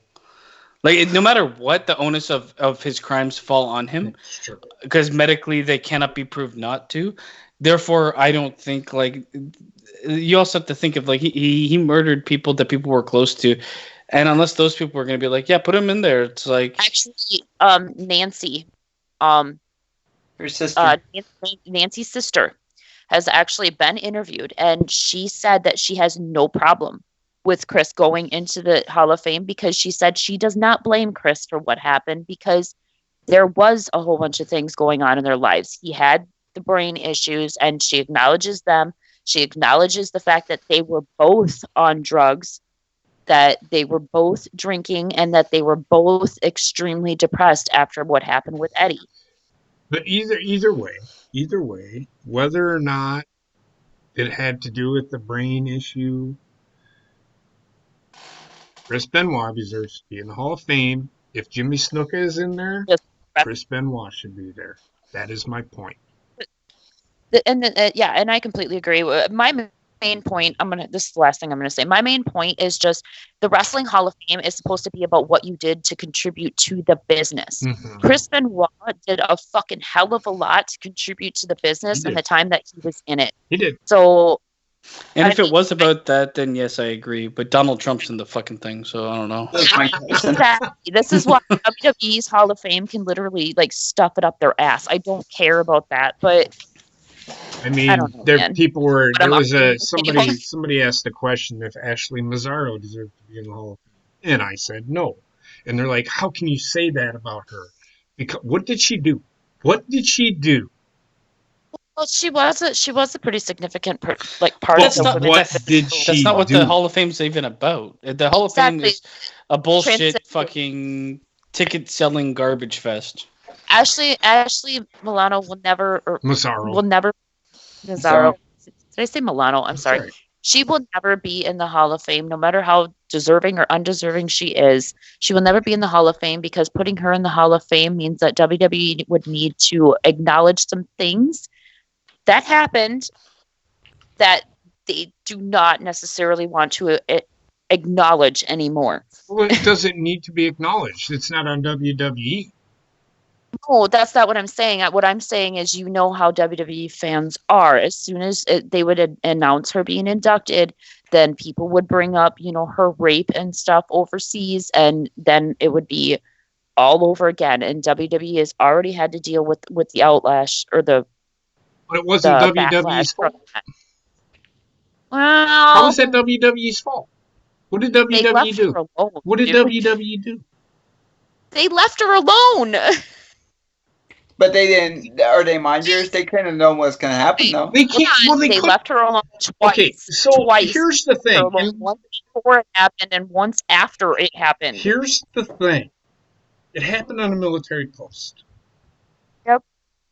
Military has control of that situation now. WWE has no control over that. I mean, Right. WWE gets held accountable for so much shit. They're an employer, not a caregiver, not somebody that's always watching over people. The only thing that they should be held accountable for is keeping their employees healthy or offering health services if they are injured. But I think the reason why WWE took a lot of the flack for that was because the guy, I can't remember who it was, but the guy from WWE that was supposed to stay with Ashley, because she had gotten injured. Mhm. That's why she was in the sick bay to begin with. And the guy that was he told her that he would stay with her because she was worried. And he told her, "Don't worry, I'll stay with you. I'll be right here." And then he left. And then what happened to her happened.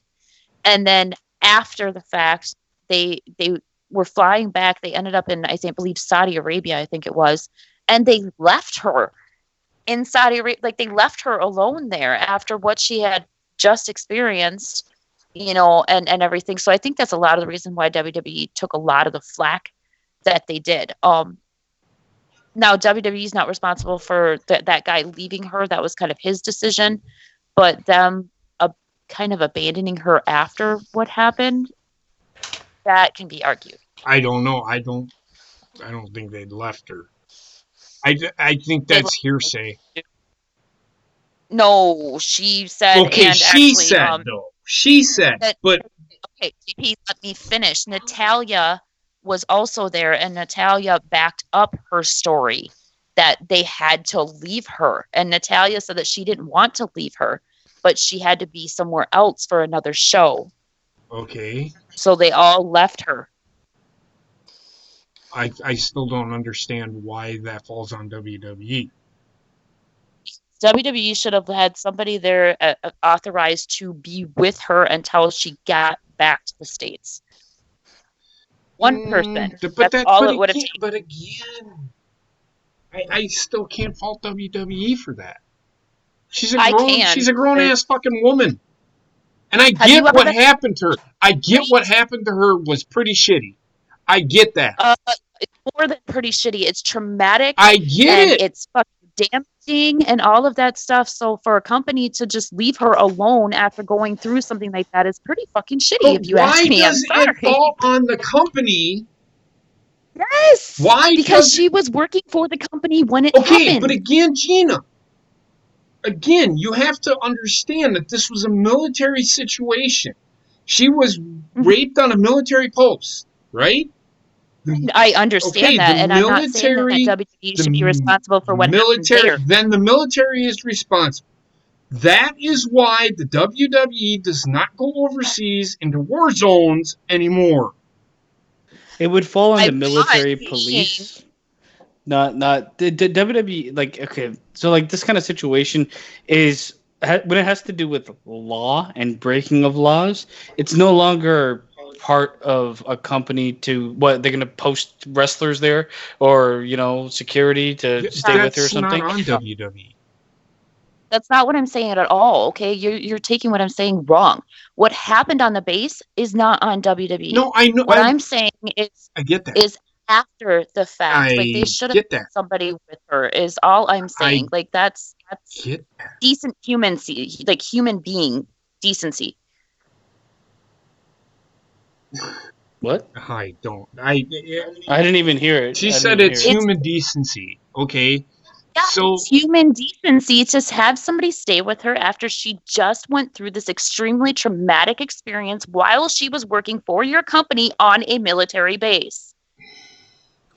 So, like, I mean, if I'm at work and something tragic happens, and the people that are expected to stay with me are family and friends, I know she's not near them at the time or anything like that, but she must have had friends within the company, and if those friends didn't show up for, I can't seem like I can't put the blame on the company. There was 5 people traveling with the pack that she was in, okay, and Natty was one of them. When they were flying back, they flew to, like I said, I think it was Saudi Arabia, and they were supposed to catch a connecting flight to the United States. Well, something happened, and they all ended up having to go different ways of her. So they left her in Saudi Arabia for a whole night by herself, and she had to fly back to the States the next day. Don't get me wrong. I know she's a grown-ass woman, but I'm sorry.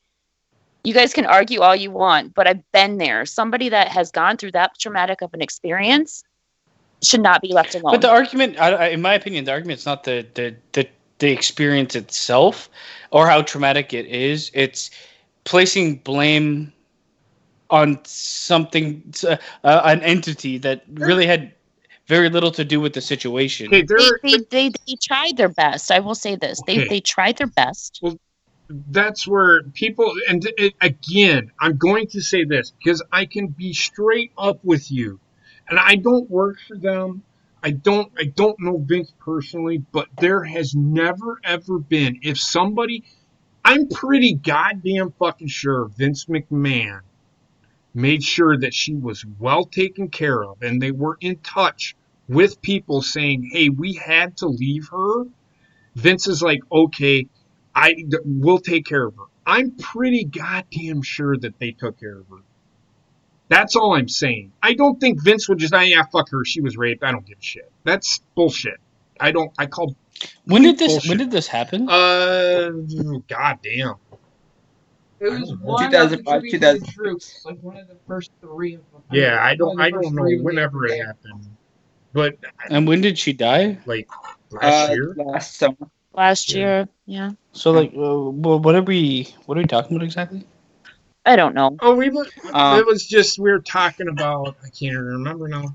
we were talking Her about being why Morgan. Ashley would not be in the Oh Hall of yeah, Fame. Hall of Fame. Yeah, and then it went off on a tangent. Well, not also. really, not really, because it was also brought up. It was a question that was posed, but Well, is it mostly because she had like a lawsuit against No. WWE I don't think No, so. she didn't. that No, they she don't didn't want to put her have in the a- Hall of Fame? No. She didn't know. I think it would just be because, like, based on you know how they're, you know how fans are. Well, it's not. But I don't blame her for doing that. I don't blame her for doing that whatsoever because what happened to her was fucked up. Like, Okay, but again, super we fucked talked up. about this. If you have you have a investigation, you hinder said investigation when you But she do shit. didn't come forward with it until after Okay, that well then investigation. that after was the over. fact is fine, as long as the investigation was done and over with. But you don't think anything during the investigation, and that's what I thought, and that's where the discussion that we had got lost because Yeah, no, it wasn't until after the investigation was over that she came out with it because nothing was really done, and it made her mad that nothing was done. But what is About what? what Okay, happened. so that's where I have an issue. Why does WWE probably did everything that they could? No, I don't think that she was really. Okay, It was more the situation in itself, like not just WWE, but like the military. Like nothing was ever done within the military about what happened. So if something happens and it goes against the law, then it's the law's job at that point in time to take care of it. Like WWE can't get involved in anything that has to do with the police or military investigation. Yeah, that was the thing though. Like the military didn't they didn't follow their end of it. Heather, what were you saying? The whole problem So with what? it was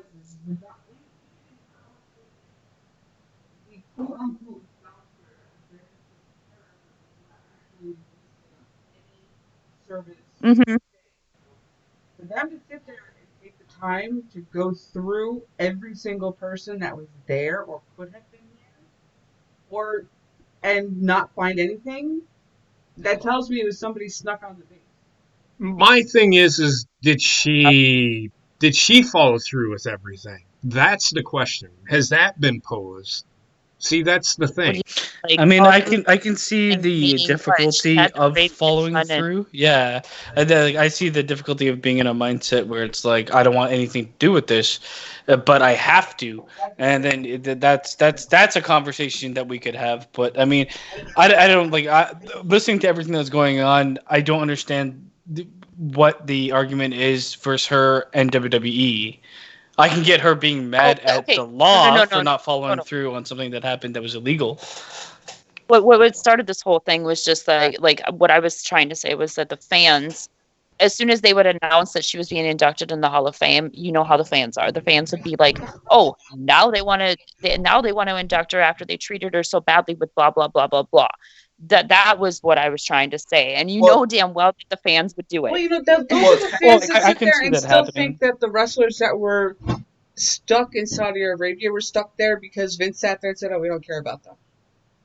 Yeah, exactly. So, I mean, well, it's kind of like what Triple H said when he was on the Stone Cold podcast. He's like, "Why isn't China in the Hall of Fame?" And he brought up her adult film pass. It's kind of like that because somebody would delve into as much as possible and say, "Here's what happened. Here's why she shouldn't go in. Here's why WWE's fucked itself." Like, I mean, his argument with that was complete bullshit. I don't know a single person that thinks that China should not be inducted in the Hall of Fame by herself. I agree. Triple H's opinions on the matter were complete bullshit anyway, but yeah. And if that were the case, and they would have looked into, fucking Sensational Sherry. They would have dug into Sensational Sherry's past. Yeah, she was the biggest drug addict in that locker room. She outdid Johnny B. Bad. Or look at what happened with Fabulous Moolah. Like, that she had a shit ton of stuff in her past. Which actually Bruce Pritchard debunked. So there you go, people. Bottom line, they're all entertainers. A lot of the times, people make a lot of money. They're in the public eye. They live fast and crazy, man. It happens all the time in entertainment. Bottom line is, the WWE Hall of Fame is a shit show. Yeah, it They is. just throw people in there to promote something, and Make that's more money. most of the time that they do it. No, I agree. I was just saying that's what Triple H I mean, said. I don't know what they're gonna promote by putting Ashley Mazzaro in there. Like, I mean, I don't even really remember her in well, wrestling. I remember her, but like the thing is, like it's like JP said, for the Hall of Fame, it should be somebody that transcended the business. Yeah. And Ashley It's Mazzaro, while she was great when she was there, she was, She's okay. but she never did anything to transcend the business. At this Okay, point in time, they should just put everybody in the Hall They- of they Fame should. because then I mean, they put Yeah. fucking Jeff Jarrett in there. So On the anyway, Hall of Right. Fame, what? Go ahead. two things. First, on the Hall of Fame, I said on Wrestling Memories last night, which will be out soon. If they put Alicia Fox in there before Miss Elizabeth, then that Hall of Fame really is a fucking joke, like you said, JP. That's the It emotion. is. Correct. Yes. We said it was a joke. The It already day is. it already is a joke. No, I know. I'm just saying. And then secondly, I do have to I think we should all thank David Benoit because according to that interview, he got that super movie project killed because at the end of the day, they're saying, oh, it's going to be tasteful and stuff. We know all what it done was delve deeper into what happened that weekend and made him look Well, even more. And I know, and it was Go ahead. what? It was either, and I've heard Crossface, I've heard Crippler. For what I saw, the latest script was called Crossface, so that could have changed. For what people have said when they read the script online, the script is online, you can go read it. They really went out of their way to make Chris Benoit look like shit. Well, and okay, David talks about this in the interview, and the reason why they killed the movie, he said that they were all for the movie until they sent the script and they seen the final ending. Mhm. Everybody knows what happened. And don't get me wrong, I'm not saying that they shouldn't put a movie or whatever, but if I want to see something about Chris Benoit, then I do not want to see him murdering his family being depicted on screen. Especially It's murdering a tragic. child. Well, it's tragic, and in my opinion, that is not something that needs to be displayed on TV and reenacted. now- There's absolutely no reason for a reenaction of any of this No, shit. Like, and- you just tell a story. It's a documentary, not a Basement- fucking Yeah, Days of Our Basement, Lives. Basement, you and I were talking about this the other night. I think it was you and I anyway. Me and somebody was talking about this. Like a documentary, a solid documentary. And David actually mentions this. Now, if somebody wants to make a documentary about his dad, he said he has a ton of like fucking films and all kinds of stuff that nobody's ever seen about his dad.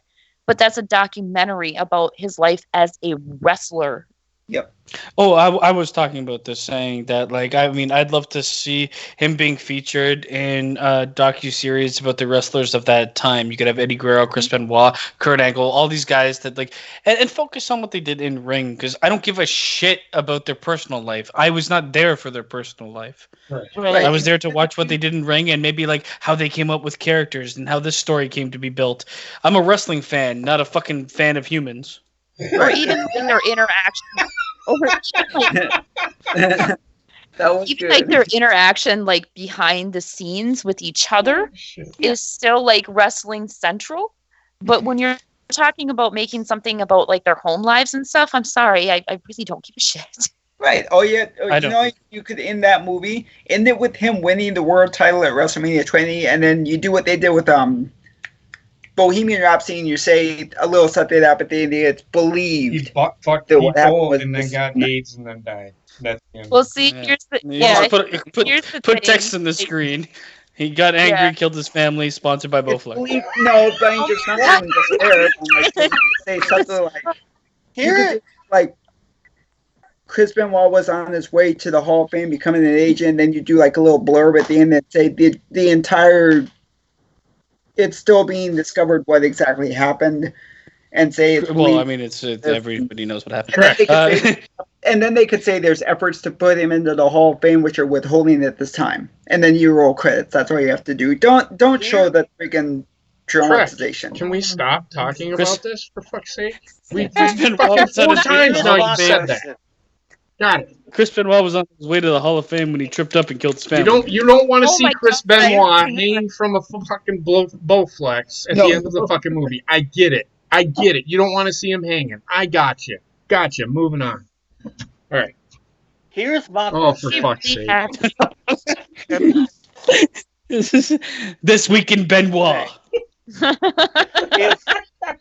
If freaking Almost sounds if like a freaking porno. David is if David wants to reuse his dad's name and all this, is he going to reuse the same Bowflex? Oh my Oh, god. God. Shut the fuck. We're going to hell. Whatever. Anyway, you have a legitimate point to make, Bobbit, or no? Oh my god. How about Oh. NXT? Okay. Good point. That's please the fucking Lord move on. Move from David Benoit. I mean, to Bizarro. look, it is a Fucking- discussion that we have had, and you are hearing pretty much our discussions that we have had. I have not heard the David Benoit interview, but I don't know. I'm not sure I'm a fan of Chris Van Vliet I mean, because it's he says some pretty outrageous, stupid shit himself. Go ahead. yeah, he does, but this interview is pretty good. Like it's pretty. Plus, he's a. It doesn't help.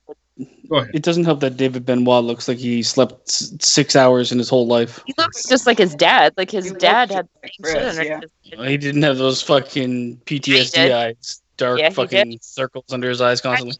Do you remember Chris Benoit? Like he looked He like didn't look like he had saddlebags under his eyes. He looked pretty bad to yes, me. he did. He had the purple underneath his eyes, like all the Yeah. time. Nah. Moving on. Anyways, moving on. God. He had tiny arms. Next thing you know, we're going to talk 4 hours about how he had fucking bags under his eyes. So, WWE is responsible. We should have got that man a fucking good bed. all right. So now we're getting into the WWE. We're almost to the end. This is the last segment, My except God, for the please, Royal love of Rumble, God. which won't take that long. The WWE news this week. Of course, we talked about Rollins and Murphy winning the tag team titles. We already kind of talked about that. I don't have a problem with it. I didn't have a problem with it. Don't have a problem with Kenny Omega and fucking. Like I said, I don't have a problem with Kenny Omega and Hangman Page. Hangman. I don't. Page. I don't. The women's name being dropped off of the NXT, which it was tonight, it is not called the NXT Women's Championship. It is now called the NXT Championship. Basement and I think we're all on the same page. I don't care what they call it. Just don't want to see fucking women and men battling for the same title unless they come up with a title that is for both men and women. I got news for you. I know he did. And that's the Oh, kind of goodness. and that's fine. That Well, I don't mind. Santino did it before anybody else. Andy Kaufman did it before everyone. Oh my god. Okay, but can we stay on the point of what I'm trying to I know. say? I don't know what you're trying to say. I am but sure. saying I don't care if they drop the women's name as long as it doesn't hinder the title itself. Well, I mean, if you look at Impact, Impact isn't the Impact Women's Championship; it's the Knockouts Championship. So whatever, you know. I mean, you want to call it the NXT Championship, whatever. Oh man, this is a point that got so blown out of proportion because people are jumping all over it, saying, "Oh, it's gonna be like." I mean, it just instead of calling it the NXT Women's Championship, it's the NXT Championship. Who cares? Who gives a fuck? Well, then Becky Lynch came on fucking WWE backstage, and there was a former WWE superstar, NXT UK superstar, who is now a free agent, where Becky came out and said that they just need to drop the word women off of everything. Okay. So I mean, are we no longer women? well, right, and that's well then I don't Jazzy Gabbert Jazzy Gabbert, I Jazzy love her. Gabbert put out there. So I'm just alpha now. I can't call myself alpha female. Is it? Somebody told. Is a woman being a woman such a bad thing? Because look, Did you guys see the first comment on that thing? No, I no, I didn't. didn't. Somebody said, "Just call yourself alpha," or said, "Put take the best out of male and female, and just call yourself alpha ale." Right, If she replied to that with a laughing face. but Yeah. look, there's nothing wrong with being a woman. I've seen women wrestle men. I'm not a fan of intergender wrestling, period, because I totally have to suspend my disbelief for it to actually happen. I don't believe that with the type of athletes that we see in wrestling today, because you have to be an actual athlete to do this shit. I don't believe that a woman could beat a man. I cannot buy it. I cannot. I don't care how big they are. I can see like if somebody's like a submission specialist, yes, anybody can beat anybody, and that's been proven in any form of fighting. If you if we're tap somebody out, you can tap somebody or out if we're regardless of your talking about, size. if we're talking about a woman that's the size of, say, like, I don't know, Tessa fucking, Blanchard? no, I'm talking about, like, let's say there's a woman that's the size of China going up against a No, I guy the still don't size believe it. of fucking what's his face of fucking so Drake Maverick. That I can believe. But how many times out of 10 are you gonna actually see a match like Well, that? Drake Maverick isn't really a wrestler. He's more. Well, He's he is, but He He's not is. very He's good. good. Have you ever seen him wrestle? He's terrible. he's not that bad. Oh, he's god awful garbage. Anyway, but my point is, look, being a woman is not a bad thing, and if you want to start dropping women's off of everything, then what are you? My thing is, who actually cares? Because they're not telling me to say it that way. There's no like forced agenda of me having to say that. When I talk about the Rumble, ever since they created the Women's Rumble, if I'm gonna break down the card, the Women's Rumble's first, the Men's Rumble's last, or Men's Rumble's first, the Women's Rumble's last. That's the way I'm gonna talk about it because that's the distinction I need to make. Otherwise, nobody. The Rumble's first and the Rumble's last. It's what? Rumble number 1 and Rumble number 2, basement. But there's nowhere of anything that Becky Lynch said or anything that they're doing with it. Are they forcing the general public to refer to it that way? If they want to, go for it. The fact that they're not changing the way I look at things, it doesn't matter to me. That's the thing, and that's what. Look, I don't give a shit. I have a penis. I'm being honest with you. Becky Lynch has a vagina. She's a woman. She will be the women's champion. Period. Bottom line. Just like Brock but what Lesnar if is the she men's doesn't win? champion. Like that's the way I refer to it. Because if I had to refer to everybody about if all I said is he's the champion, she's the champion, that who cares? Yep. Like if I say the champion, then there's like fucking 12 Which champions on champion are you talking WWE. about? And that's essentially what I do because I've heard we're getting into like dangerous territory, and this is like a situation where like it's going to be dangerous territory with a wrestling promotion because with all the gender identities these days, there's no way to please everybody. No. You know, I mean, I grew up in a time where if you had a penis, you were a dude. If you had a vagina, you were a chick. You know, that's how I grew up. But today's age is not like that anymore. Okay. Well, like people identify, people that have a penis identify as a female. You know, I don't know how, but they do. I respect it, but it's dangerous. Go ahead. With identity politics and stuff like that, I don't give I literally don't care if someone wants to tell me I'm a woman even though they're obviously a man or whatever. That's cool, but like the argument starts where I have to call you that because you're forcing me to. TSSS said it best: winner and new species champion. So, that's pretty good. I just want to make it known publicly that I sexually identify as an attack helicopter. That is all. He has been for a while. I'm a pot. So I don't care. I want to see people loaded into you and go into a battlefield. I mean, I'm on the boat of I don't give a shit. They can drop the name women, but I'm still gonna. And if I'm not gonna be fucking ridiculed for. And I've heard this because I've had to deal with identity, whatever. I used to work with a gender identifying female who was a male at one point. So I know how, and I referred to her as him, and she would lose her shit, and I would turn to her and say, "Deal with it." I mean, in this regard, it's a bit different. I mean, it's for the simplicity of conversation's sake that I'm going to call the women's championship, and men's championship, men's championship. It's just to avoid confusion. Yep. If you are somebody that transitioned from a man to a woman and you want to be called a woman, I will call you a woman. I don't. That's what you. That's fine. But like in this case, it's a bit different. When I say, oh, I think, I'm looking forward to that championship match tonight. You're gonna say which? Yep. And how am I gonna differentiate it then without elongating the conversation to a point that doesn't need to be had? Yep. Agreed. So that's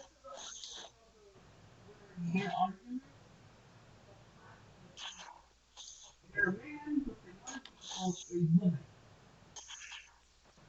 You're trying to be called something that everybody else is sitting there trying to take that phrase out. It's just like, I will make up say, your mind, people. I will say this.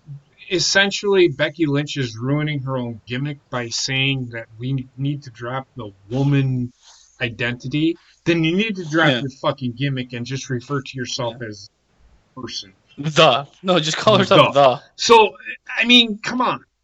You can't have it one way and then say, "Well, I don't mind being called the man." You're not.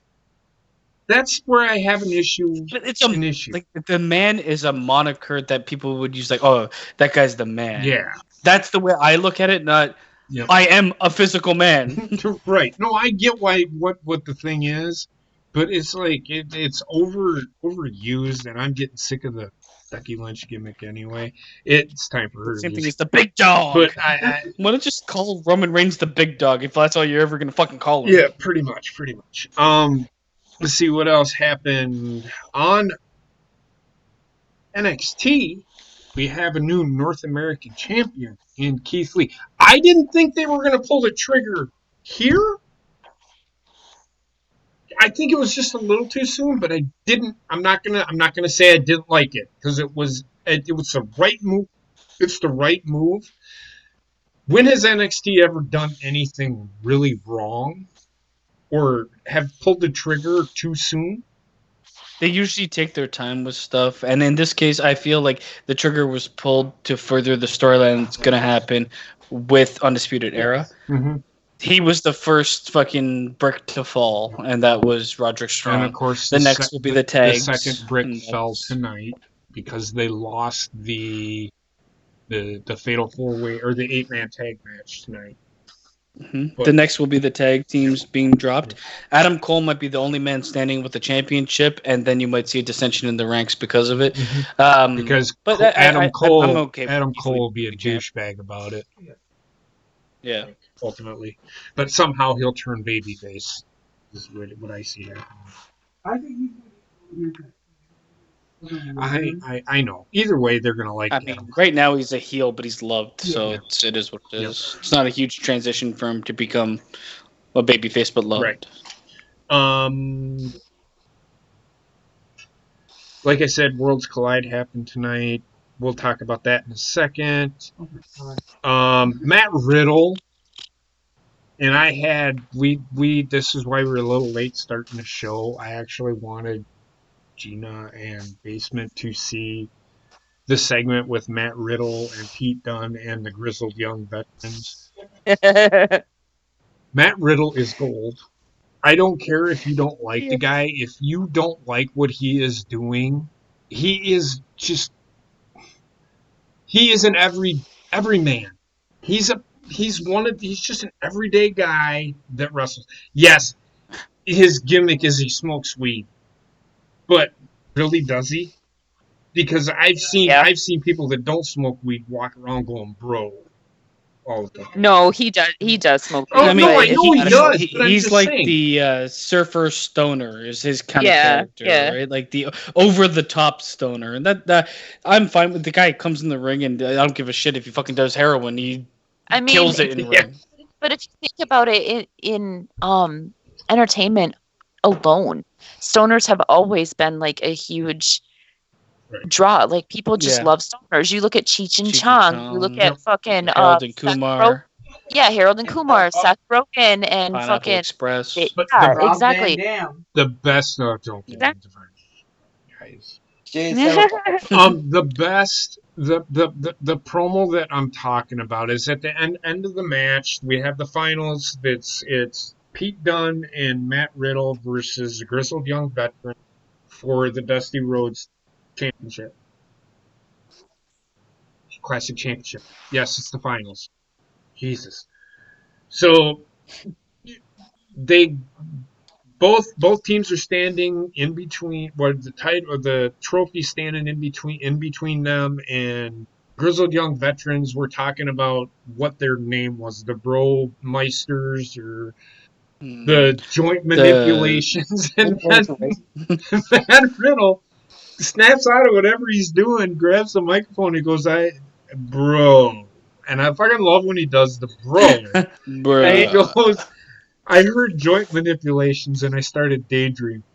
And it was funny. Because No, what made it he said even something better? about manipulating joints. And he's like, I'm down for manipulating joints, which was funny. What made it even better was the crowd was chanting, "Riddle's gonna smoke you." Yes. It was funny. And that's what to be honest with you, that's what the main roster is missing out on, because they have an opportunity to do shit like that and they don't do it. Go ahead. Yeah. Basement. I will say this is exactly what NXT needs. NXT, and one of the reasons people love it so much is because it's a brand that takes itself a bit more serious. A lot of the wrestlers, and 90% of the wrestlers, are in serious mode, but they do need that 10% of fun. Fun. Or 15%, and they used to have it with Velveteen Dream. He got injured. Now they have it with Matt Riddle. He is so important to that brand. You take him away. They did a little bit of it with Keith Lee, but Keith Lee is like a moment more than he is a continuous promo or anything like that. Matt Riddle is perfect, and he's doing a great job. And it's hard. I'd find it impossible not to like the guy. So with Matt Riddle, the reason that I like Matt Riddle is he can do that fun shit like we seen at the end of that promo, but when he gets in the ring, he'll kill you. The guy is Velveteen Dream is kind of the same. Like, he's serious in ring a bit more. He's a bit more eccentric in ring, but he, at least when he wrestles for like keeps, instead of being just a gimmick through and through. Yes. And it's Keith Lee does the same thing. Keith Lee, the last couple of weeks, has been at his best. His promo was pretty good. And his in-ring is like, I'm not fucking around with you fucking people. I'm going to kill you or destroy you to get what I want. And I like that. I love that. That's what I want to fucking see. And that's why I love NXT so much. Go ahead. I will say that, like, they did an amazing job with teaming up Riddle with the Bruiserweight, because they're just such balance. A dynamic. It's that balance. Yeah. They're such a dynamic tag team, and Pete Dunne has this way of, like, dealing with Matt Riddle that it's just it sounds weird, but it's like he understands what he's saying, even though he's like supposed to be this proper British, like, badass, you know. But they bounce off of each other so well. It's a great tag. The thing is, if you're paying attention with Pete Dunne, what happened last year at the Dusty Classic? Roderick Strong turned on him. Do you see how he is tentative? But when Matt Riddle comes out there and goes, bro, and he cuts his promo, and then Pete Dunne's like, I love that. He's serious, but accepting of the character that he's paired with, and it works really well. And I'm sorry, Basement. At the end of that promo from NXT, where he's like, what does Pete Dunne say? He's something about you'll deal with the bro mates, bro, or something. Or the no, Broserweight. Broserweight. Yeah. And then he's like, bro. So I like the combination of the two. And again, we can go back and say, well, JP, no, I have no problem with and I said it, Kenny Omega and Page and Rollins. I love this team. This is why I don't bitch about it. This is why I'm Yeah. not bitching about it. I'm being devil's advocate. I'm not actually bitching about it. I actually don't mind this stuff. Because you're going to have to tag team with somebody anyway. It's just to tell a fucking story. That's what is missing in wrestling today is storytelling. Big time. AEW's starting to catch it with the storytelling. I'm kind of behind the storytelling with Omega and Page. I'm getting there. Omega has got to get a little bit better with his promos though, because that guy Page is literally blowing him out of the water in terms of believability. Page is getting better. Everything about what is going on with Kenny Omega and Adam Page right now, everything that matters is what Adam Page is doing right now. Correct. Because it's the simple little things that he's doing. Like, for instance, on Dynamite, right after the match ends, he was like, no, you guys make sure Kenny's okay. And then he gets out of the ring. What's the first thing he does? He goes to the crowd and he grabs a beer before he starts. He's doing the I'm good thing. And he fucking crowd surfs to the back. Crowd surfs to the back. Like, I mean, you've never seen this with wrestling.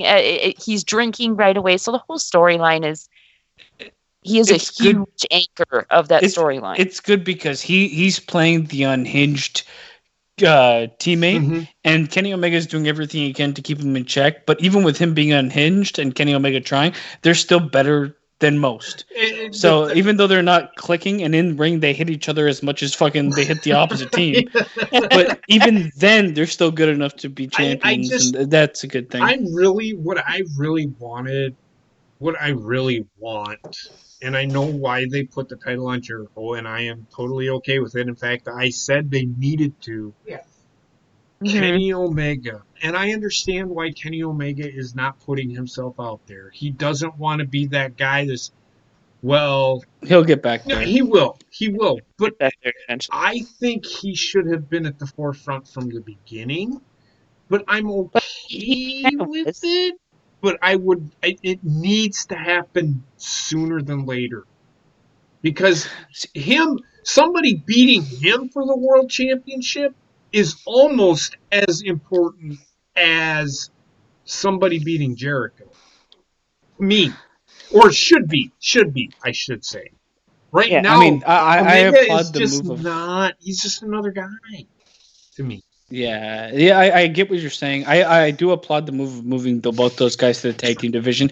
I mean, we've gone on and on about saying they have the best tag team division. On paper, they do, but like very little of their division that's in the tag team, that's in their tag team division, can actually float on the mic. True. That's what I was going to say. Like, it all depends on what your definition. SCU can, but they haven't really it all been depends. showcased. Like, as the tag team division as a whole, it depends on what your definition of best tag teams are. Because are you talking about just in ring? AEW probably has the best tag teams. However, if you're talking about like as in the ring and on the mic as a whole, I'd probably give it to WWE. Whereas in the ring, you already said that. I know I said AEW, but I'm sorry, I'm gonna have to say New Japan probably has it for tag team wrestling in the ring. NXT is up there.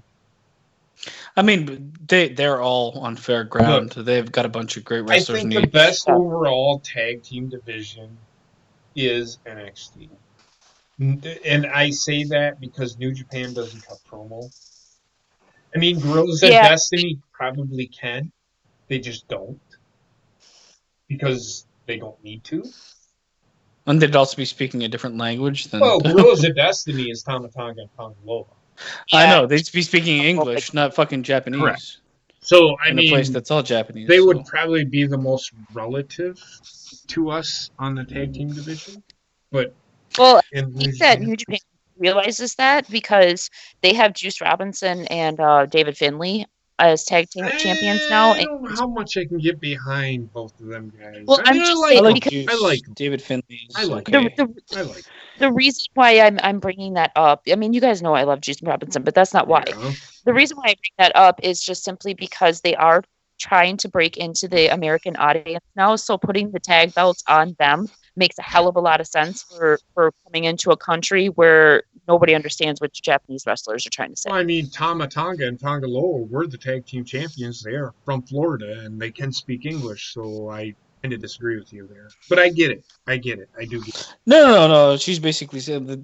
Okay, so it's a face team versus a heel team that does the exact. They can both work on the mic. One of those two teams should be the team that holds it. Mm-hmm. What I was going to say though with the Dusty Classic, I mean they've got a track record of doing the same thing. I hope. Okay, I obviously see fucking Broserweights winning. They better. But I hope it doesn't immediately equate to a feud between the two. Right. No, what I think will happen, and it won't happen right away, and I hope it don't. That Pete Dunne will turn on Matt Riddle, because I just can't buy Matt Riddle as heel ever. I'd like to actually see them hold the championship. Oh, I do too, but then them losing it and then Pete Dunne blamed Matt Riddle for losing the title. I just don't want to see them like immediately get into a feud, because I mean the Dusty Classic is kind of has that pedigree of putting two singles talents together only to get them to fight each other. Yep. But I see them hopefully not doing that as well. I do agree that I didn't. Yeah. Where were we at? Well, we went back to NXT. we were on WWE main roster. We went back to NXT, and then we went back to AEW. Well, give it 10 seconds, we'll start talking about Chris Benoit. We were talking about Matt Riddle.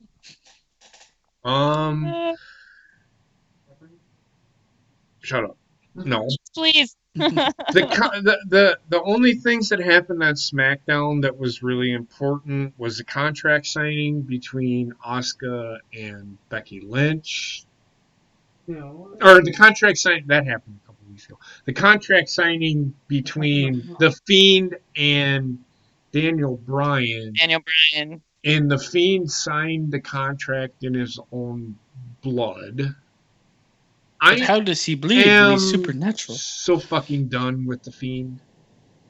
I'm just burnt out with The Fiend. The Firefly. It's not just The Fiend. I'm burnt out from Bray Wyatt. Period. Like the alter ego is burning me out now. The Fiend is Bray Wyatt. Let's be honest. You can't. I mean, I was burnt out from The Fiend when he fought fucking Seth Rollins. Yep. Bray Wyatt is like, he's like Firefly Funhouse is 7 times a night every time you see him. In fact, he was on. We talk about Roman Reigns being pushed and shoved down our throat. The Firefly Funhouse was on 4 times during one show. Mm-hmm. Come on. I mean, that's WWE's fault. That is not Bray Wyatt's fault. But ultimately, Bray Wyatt is agreed.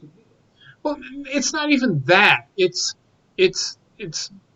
WWE doing it and Bray Wyatt having to go along with it, or he's not going to be the champion ultimately. So, if that makes sense, I am too. I think they need to take title off him, whatever, because they shouldn't have put it on him in the first place.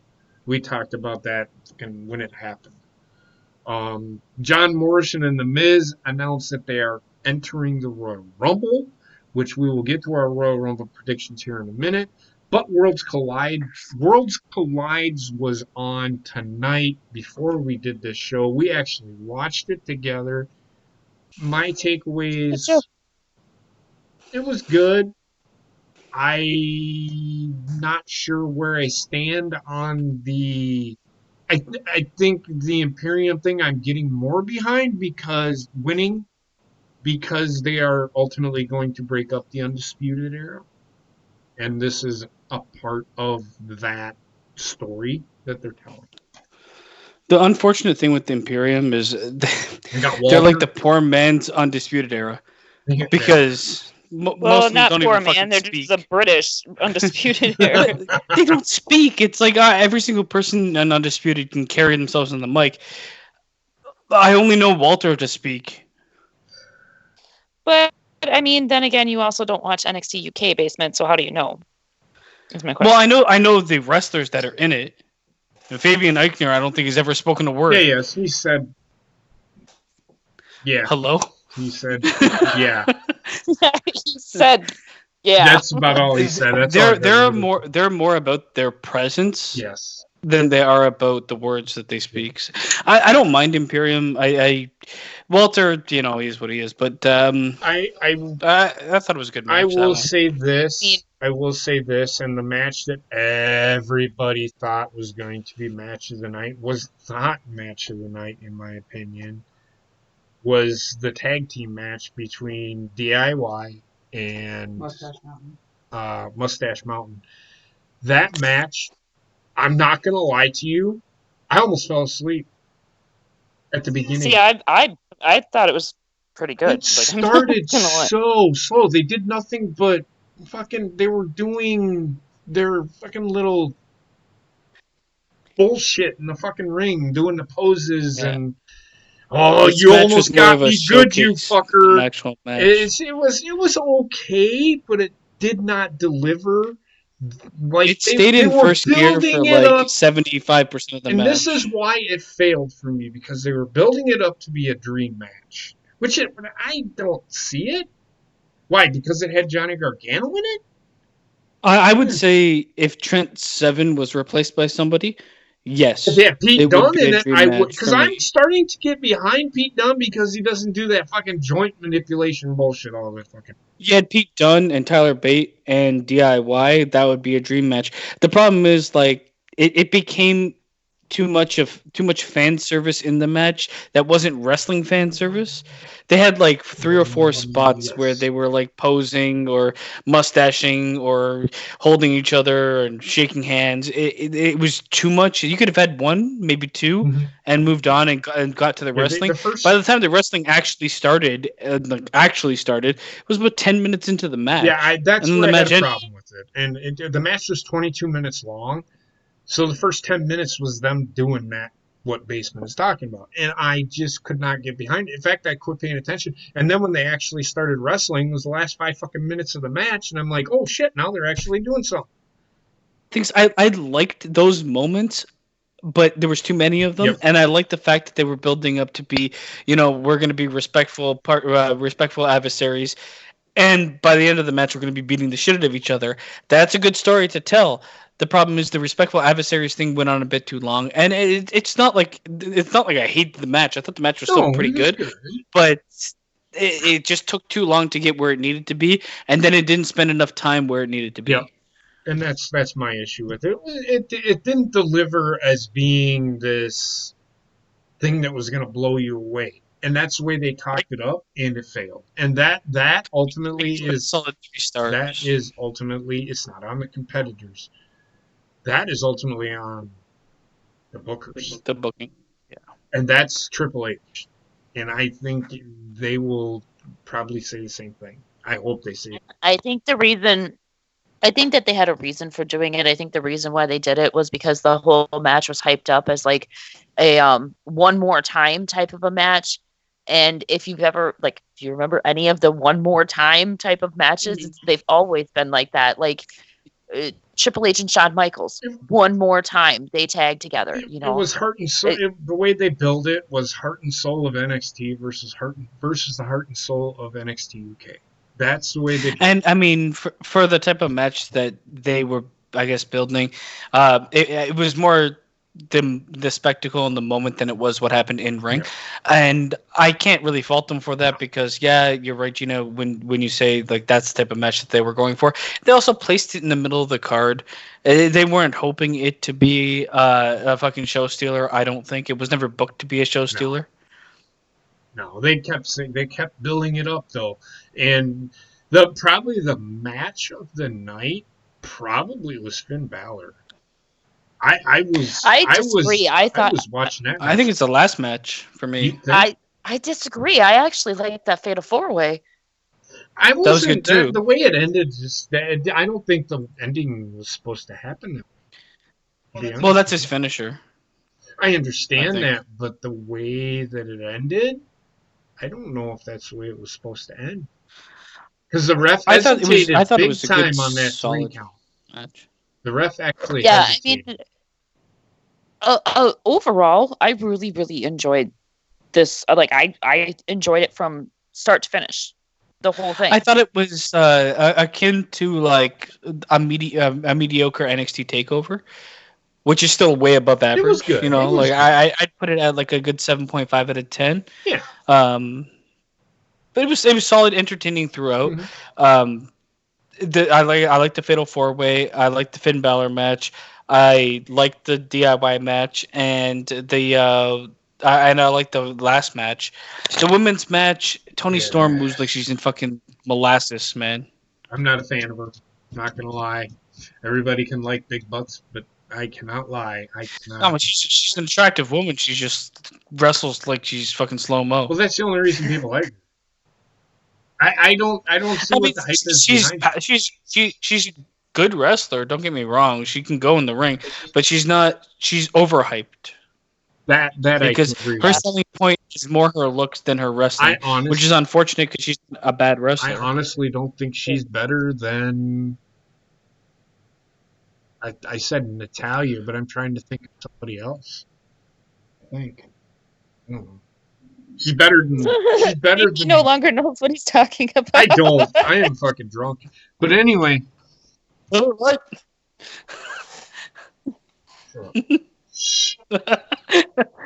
Drink your Miller Lite. I did. It's almost gone. I only got like 2 drink left. more. Yeah, I've had a lot.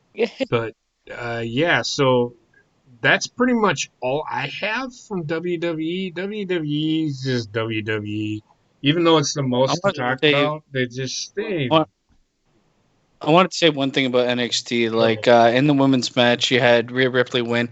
Then you have Bianca Belair in the crowd, and she's she's wearing like a robe. Yeah. And she's like super hood rat, and she's like pointing at her with her hair and shit. I'm like, oh god, Bianca Belair needs a character change. For fuck's sakes, man. I cannot stand her character. I agree. I think she's a really good in-ring wrestler and not bad on the mic, but the character is just so bad. Right. No, I get it. Yeah. That's all I have for WWE. Now, Royal Rumble, which will take place on my channel tomorrow night and I want to say it starts at 6:00 Central. Probably 7 yeah. Eastern. It's probably gonna have a 2-hour fucking pre-show, which means it starts at 4:00 my time. So yeah. And yeah, so we're gonna pick the matches, and I'm gonna go through each match, and when we get to the Rumbles, I'll tell you who has been announced for each Rumble. There's 27 men and 6 women. I think. 9 women. 9 women. 9 women. Mm-hmm. I'm okay with that. They built some of the women's matches instead of the Royal Rumble. So, all right. So the singles matches that are taking place, Humberto Carrillo is taking on Andrade Cien Almas. How fucking stupid was that? That Rey Mysterio ladder match ends Humberto Carrillo. Like nobody gives a fuck about this guy. No, nobody. And I'm going to say this: nobody gives a fuck about him. And yes, nobody popped for it, but I liked his intensity. The way his intensity was good. It's just it's unfortunate. I feel like it's unfortunate the way that they booked him. Yes. Yeah, I wouldn't be much of a hater of him if he wasn't booked to the moon and then now fucking shoehorned into a position he shouldn't be in. That match that happened on Raw should be happening at the Rumble. I agree. The ladder match should have been, because there's no we basically sacrificed a better match from this. Yep. But they don't wanna, because I really think that they don't wanna make a couple of these matches any less than what they're gonna be, and that's why they didn't do Andrade versus Rey Mysterio. So who do you got? And this is for the United States title. Basement. Uh,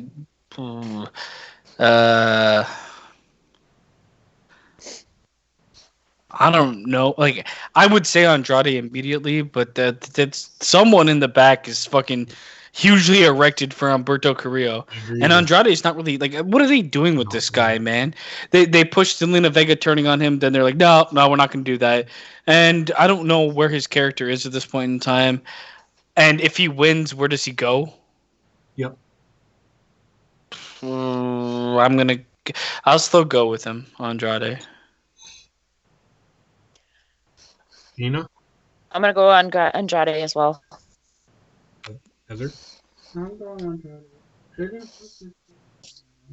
You think that? I don't know. Oh god, but there's a few like, oh my god, this is worse than fucking Baron Corbin and Roman Reigns. About to watch this. Don't make no, it. I think she's agreeing with you, but she's got the sneaking. She's got the Bobbitt fucking sneaking suspicion.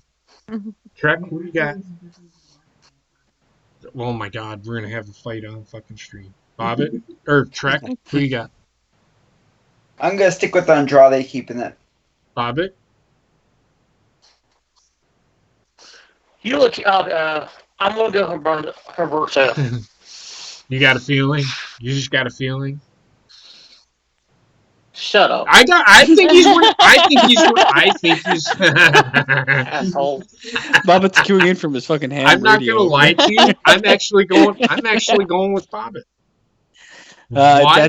This is actually tougher than I thought it would be. Why? How many fucking times? And Andrade as a champion sucks. Why? Because fucking that little 5'2" piece of shit that they have with him. And yes, she's a piece of shit. Because she keeps interfering in his fucking matches and making him look like a fucking idiot. She's been doing that since they know, were in NXT. I say it every fucking time. You're making Andrade look like a fucking fool, which justifies me in not giving a fuck about the guy. I don't care about him. I don't care about Andrade. Andrade would. The thing is, Andrade is never going to get over not being able to speak English. Exactly. Shinsuke Nakamura is already. He's. The thing is, like, he can't cut a promo, and her promos that she cut for him is like, their shelf life has been reached in my mind. Yeah. I would have gone with Humberto Carrillo if this is why it was hard for me to choose, because I think he should win. Even though I don't give a shit about the guy, and the guy's been rocket shipped and nobody knows who his character is or what he's about, comes out like the fucking Power Ranger asshole that he is. Yep. I'd still think he'll probably do better with the title because he can speak. Mm-hmm. He can speak. It's not great, but he can speak. His English is fine. He just needs some confidence. Yeah, but no, I'm going with that's why I did that, Bobbitt. I'm going with Humberto Carrillo. I just, that's why. This is that I'm getting people. I think people are ultimately getting sick and fucking tired of Zelina Vega interfering. And don't tell me it's what heels do. Not all the fucking time. But that's the problem. Every fucking time, WWE heels and more so wrestling heels have to be. Well, I think they are going to do the fucking Zelina Vega Andrade, and that's what I think is going to happen. Humberto Carrillo is going to win, and Andrade is going to turn on Zelina Vega. I want this to happen, and I want somebody to tell me why it's a right idea to have a ladder match for the U.S. title. That's pretty much the main title on on Raw. Right there, on a Raw where it's not going to be defended that way on an actual pay-per-view. That ladder match should have. I can't see a realm where it shouldn't have been on the pay-per-view. I agree. I'm sorry I went off.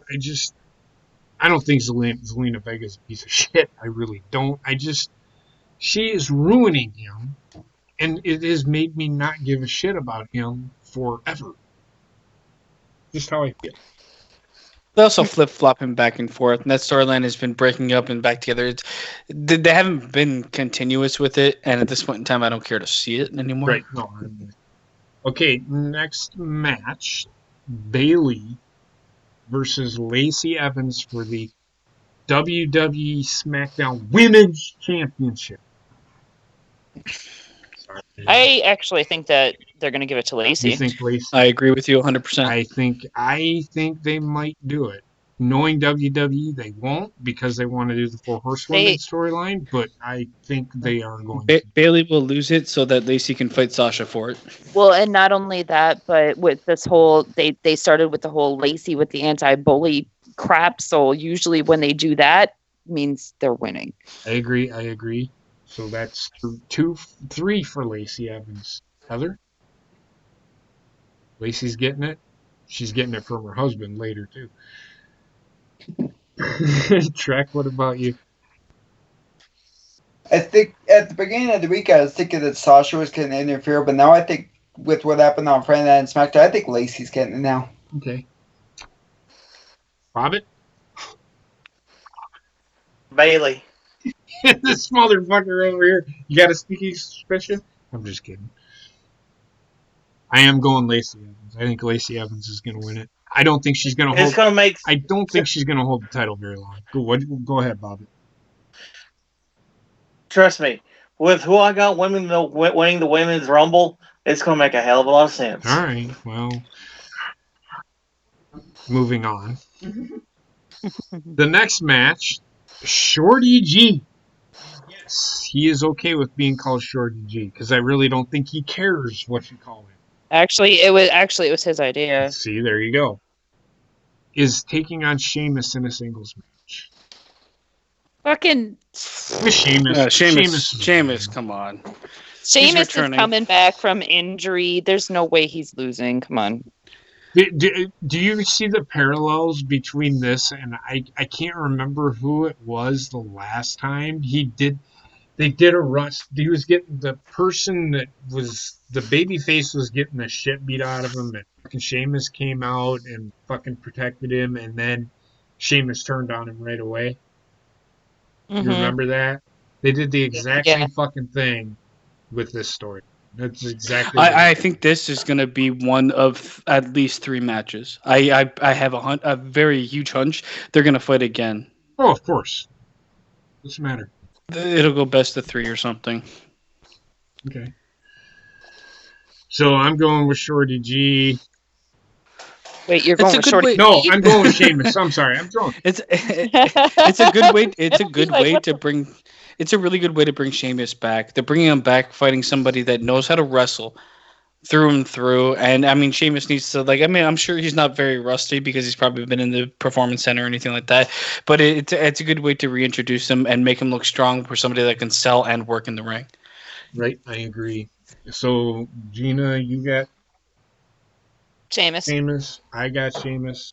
Basement's got I got Sheamus. Sheamus. Heather, you got. Trek, who you got? Sheamus. Bobbit. Sheamus. Now, is that because of what's going to happen in the Men's Royal Rumble, or?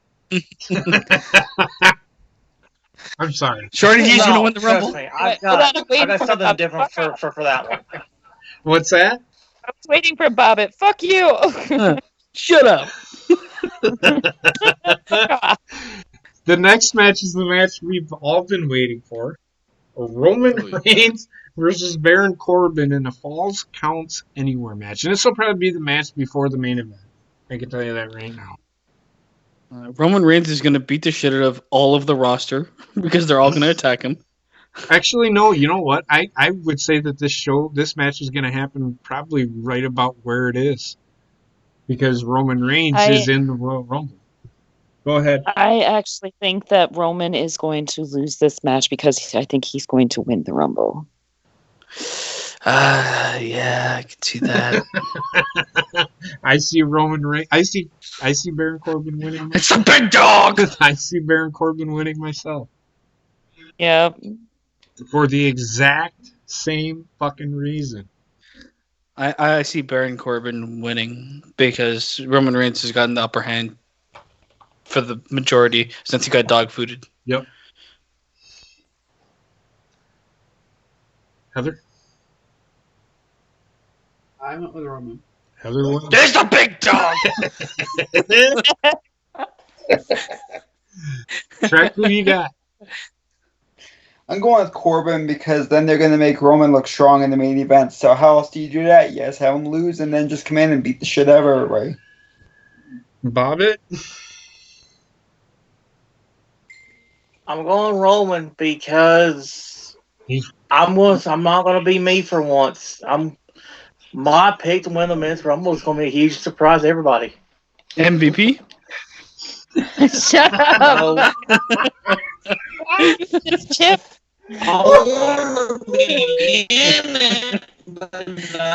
He's gonna come down on his skateboard and just kill it. He's not Darby Allin. Hold on. For clarification, for anybody that wasn't on the call with us earlier, he's referring to the movie MVP with the champ, not the actual wrestler. Yeah, strictly most valuable primate part 2, where he was the most vertical primate and he was skateboarding. Good movie, check it out. Number 1's available on YouTube for free. So did you He get was everybody's watching it favorite? before we went live. Yeah, that's great. I couldn't understand it at all, but Oh my god! I still don't know why you were watching it. Anyway. All right, so this next match, and I've been going back and forth on this, and it's because I'm going with the other person. It is Becky Lynch versus Asuka for the WWE Raw Women's Championship. I said women's. Yes, Becky, it's the Women's Championship. Asuka's women championship. Asuka should win the Women's Championship, and I'll tell you why. Because it furthers Becky Lynch's story that she can't beat Becky Asuka. Where Becky's line. what? That's what you said. It's Becky Lynch. It's Becky Lynch. Yeah, that was good. It furthers Becky Lyne's story. It furthers her back first. God, Jamie said too much to drink. He's drunk. He's living the Miller High life. It furthers Becky's storyline if she loses. It makes more sense for her to It does. lose. I- It should be that should be the match at WrestleMania. I think Becky's winning though. I think that for some reason they're gonna fucking keep it on her, just because. And if that happens, and I'll go into that in a minute.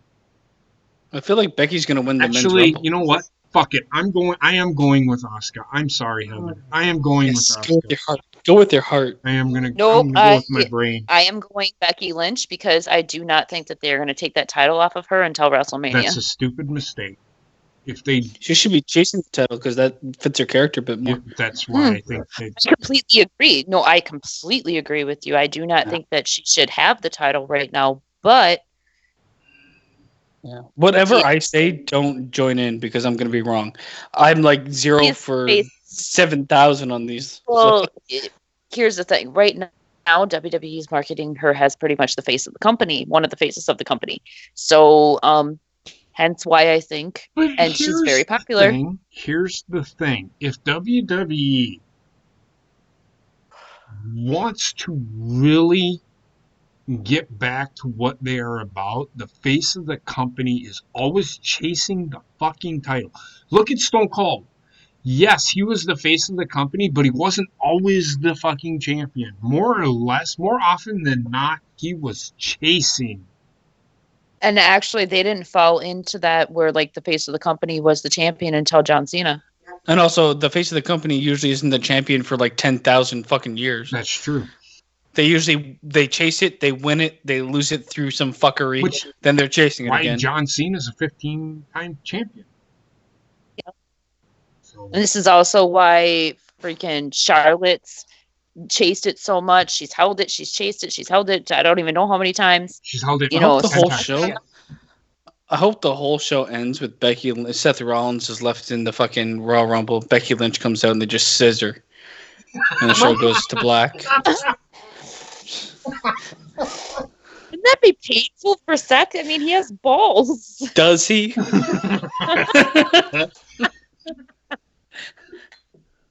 Heather, Oh my I'm going- god. you want to ask it? Trek,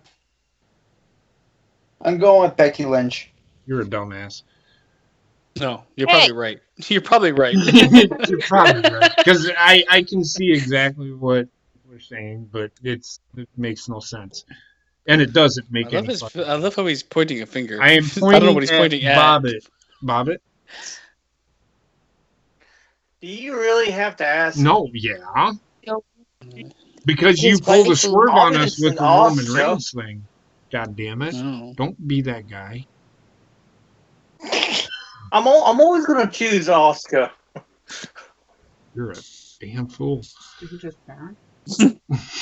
He's a damn fool. You just chose the same person you did. I actually changed mine to Oscar.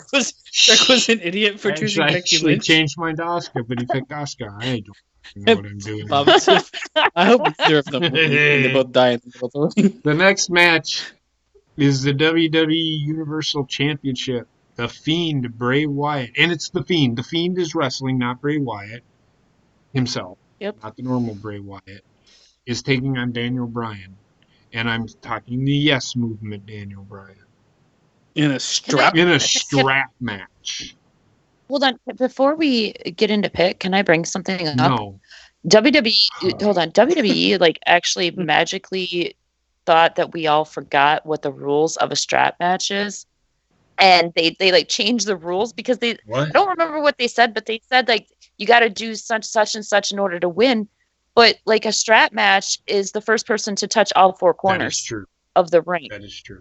But they changed it, so it's like they just think that we all magically Well, what did they forgot. change what- So it's Two. just basically a regular match, but they're strapped together. Yeah, they're strapped together.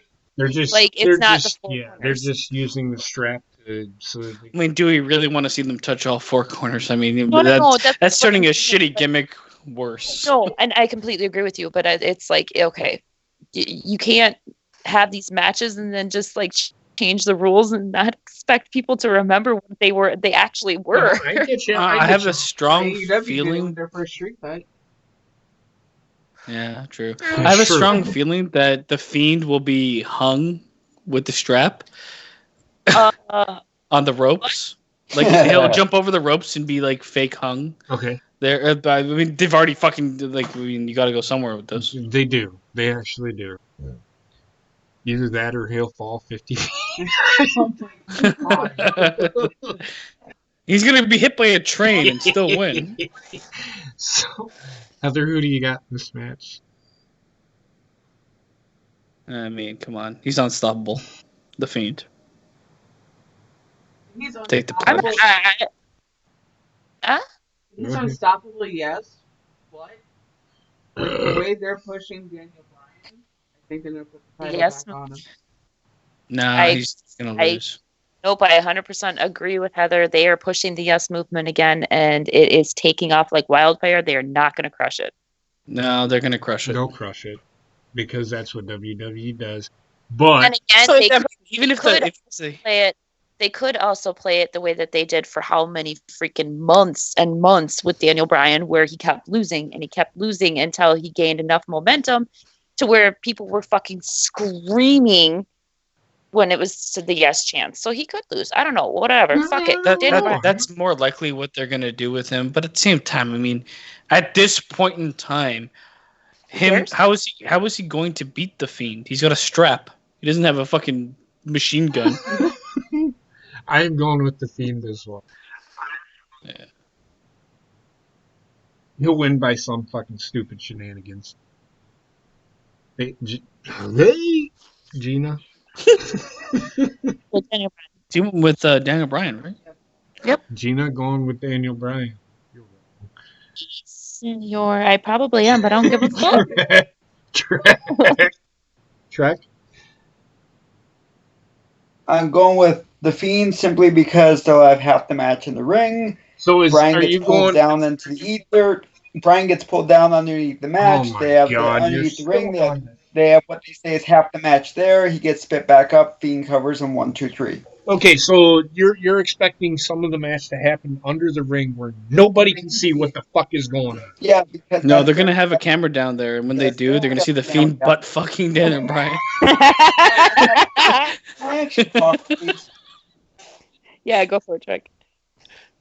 They're not gonna have a camera down there. This is their way of fuckery. He's gonna get yanked into the ring. They're gonna say that the match happened down there. He's gonna get spit back up. They're gonna pin him, and that's gonna be it. That's how they're gonna get out of it. Nope, wrong answer. But are you going? You're going with the Fiend, right? You're going with the Fiend. Yes. Yeah. Okay. Wrong answer, but you're going with the Fiend.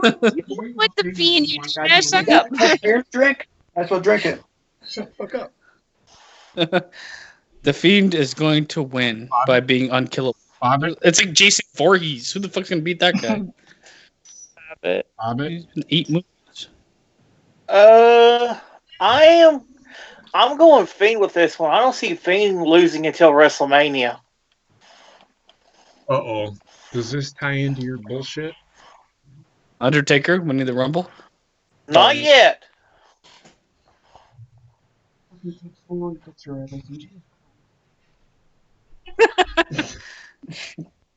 Damn it! Now I gotta write shit down. God, I don't trust him. I don't trust him at all. He's gonna start talking All right. dicks. So now we're fuck me. We're the Women's Royal Rumble. Now, Who's in this? okay, so the 9 women are Charlotte Flair, Alexa Bliss, Nikki Cross, Sarah Logan, Natalya, Carmella, Dana Brooke, Mandy Rose, and Sonya Deville. So absolutely nobody has been announced yet. I'm going to say this. I have a feeling that Shayna Baszler is going to come out, and Shayna Baszler is either going to win. Well, not either. Shayna Baszler is going to win, and Ronda Rousey's music's going to hit. Ronda Rousey will win. Okay, so hold up. Okay, so Jeannie, you're going with Shayna Baszler. I am. Nia Jax is a person. Okay, hold on. We'll get to that in a minute. God damn it, calm your shit. Basement, you are going with Ronda Rousey. Mm-hmm. I am going with Charlotte Flair. Okay. And the only reason I'm saying that is because it's Charlotte Flair. Correct. Ronda Rousey. Yes. I'm gonna laugh if she doesn't even fucking show up. So am I. I think she's going to show up. I just don't think it's going to be until after I Shayna don't think Baszler she's wins. showing up. Bobbit? I'm going with your pick, JP. Charlotte Flair. So this tells me you think that they might be doing the Asuka fucking Charlotte thing again, huh? And or Charlotte versus Bayley for the SmackDown Women's Championship. Yeah, but Charlotte's on Raw now, and she's Well- not going to leave Raw because Andrade's on Raw. Well, if you read the thing, it says If you read the thing, if you read how they say it, 30 women Royal Rumble match for a women's championship match. It doesn't say which yeah, one. they can can choose the choose. champion that they fight. No, I understand that, but why? What I'm saying is Andrade is on Raw. Why would she leave Who Raw to go to gives a SmackDown? shit if fucking I don't care. Have you seen I how? don't Yeah, but care. I understand. I understand what you're saying, but have you seen how close those two are? Plus, they're engaged. There's no way that they're not going to want to travel Well, I'm together. telling I you can see right now. Andrade replacing her with another sex doll. I'm telling you right now, if Charlotte goes over there, guess where Andrade's going? Yep, he's gonna go with her. I'm 100% thinking she has like a label on her ass that says "Made in China." I'll give Heathers when she comes back. So who do you all think? I agree. I think Nia Jax will return. Who's the I think surprise? Beth Phoenix is going to be You know in what? this. You know what? Who is the surprise? I think Ruby Riott is going to be That's a surprise that's not return. really a surprise, though. I mean, Well, she's going to return. She'll Um, be in it. I think that Naomi is going to return. okay. I also Yeah. Tamina, I've Oh, heard is God. returning. This Who's is a worse version of a surprise. I'm talking Surprise? surprise surprise? I think Trish Stratus. for Stratus. I Beth think Phoenix. it's She's I already in think it's NXT. Scarlett Bordeaux. Ooh, Scarlett would be a good one. She needs to go to NXT. Okay, so my God, I'm drunk. What are you picking? I think it's I'm not Scarlett talking Bordeaux. to you. I'm talking to because- Gina. Oh, I said Scarlett Bordeaux would be a good one. But are you going with Scarlett? I- Are you going with Scarlett Bordeaux, or are you going with? No, I'm going with Shayna Baszler, what I went with before. Okay, no. Oh my We're talking God, I'm surprise talking entrance about right now. surprises here. Oh, surprises? Yeah. Well, Scarlett Bordeaux would be a good one for surprise. Yeah, I'll go with that one Okay. because even if she comes as a surprise entrant, that doesn't mean that she's going to be on the main roster. She could still be in True. NXT, That's true. and it would be a great way to expose her face to people that don't know her. Basement. She's the smoke show. I'm going with China's corpse. Oh my God. I really don't think there is a surprise. I mean, they're all going to be NXT people or people returning from injury. What big That's name? fantastic. Maybe, let's go with is Taya Valkyrie off contract? That she is. Then I'm choosing her. But they haven't said. But last I heard that she was off of contract. She lost the title. That could be teasing that could be bringing her in. I mean, I wouldn't be surprised if she came to WWE just because John's there That's now. her husband. You know, in so real life. Oh my God, Trek. I'm going with Scarlett Bordeaux. I think it's her because we've seen her on NXT in little things where the women were getting attacked one by one. So I think it's going to be her, and then they'll send her down to NXT, just say like, oh, here's your newest signing, and she shows up on Wednesday. Mercedes Martinez. Yeah, that could be. well, she would. Yeah, Mercedes Martinez too. She was in the crowd, so Yeah, She was. Well, yeah, she's the new signee. that's true. That's true. But that's not really a surprise because. Oh, anyway, she's as much a surprise to Scarlett Bordeaux, then. I haven't seen Scarlett Bordeaux on TV at all. But her signing is known. Yeah, It is known. yeah, but that doesn't mean that she hasn't debuted on NXT. Yeah, she hasn't wrestled yet. Neither is Mercedes Martinez. Yeah, she did. She was in the fucking Battle Royal. Yeah, that's it. Oh, I didn't see that. Well, and not only that, but you know, a lot of people already know Mercedes Martinez because of the Mae Young Classic. So Bobbit.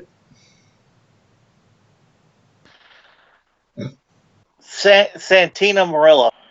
oh God, Okay, can you Santina? give me a real? Well, that he was dressed up like a girl during that yeah, segment. Santina. Yeah. You're really gonna go with that shit? Well, I mean, it Yeah. doesn't Oh matter. my It's just a God. surprise. Bob, it's Surprise. stop living in 1999, please. That happened in 2000, you fucker. Okay, I was gonna say 1999, it was like 2000. 2001. It's not that far apart. They're like right there, like 99, 2000. I mean, come on. Oh, It happened at the 25th anniversary of WrestleMania. I'm going. We got Big Show and Kane. Fuck, who knows? Maybe we are in 99 now. I'm going with Taya Valkyrie.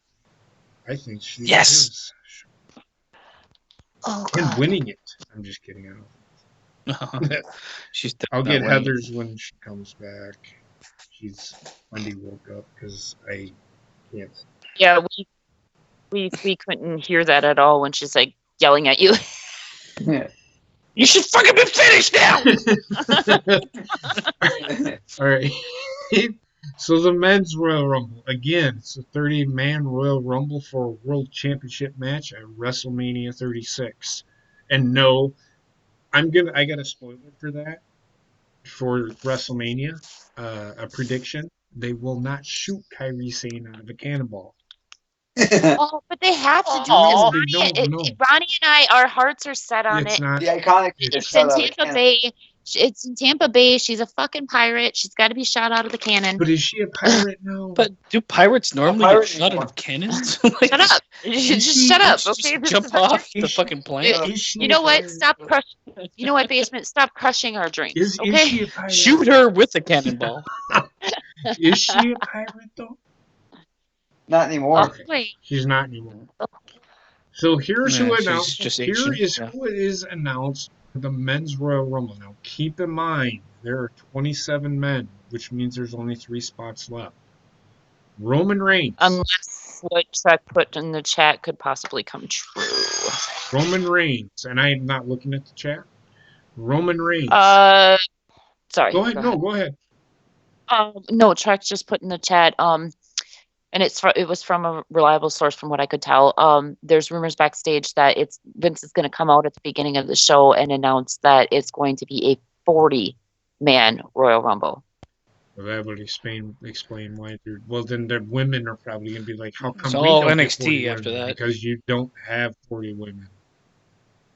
Right. Okay. So anyway, Roman Reigns, Brock Lesnar, AJ Styles, Basement's favorite guy, Eric Rowan, Yes. Randy Orton, Rey Mysterio, Ricochet, and I hope y'all are keeping track of who has been announced.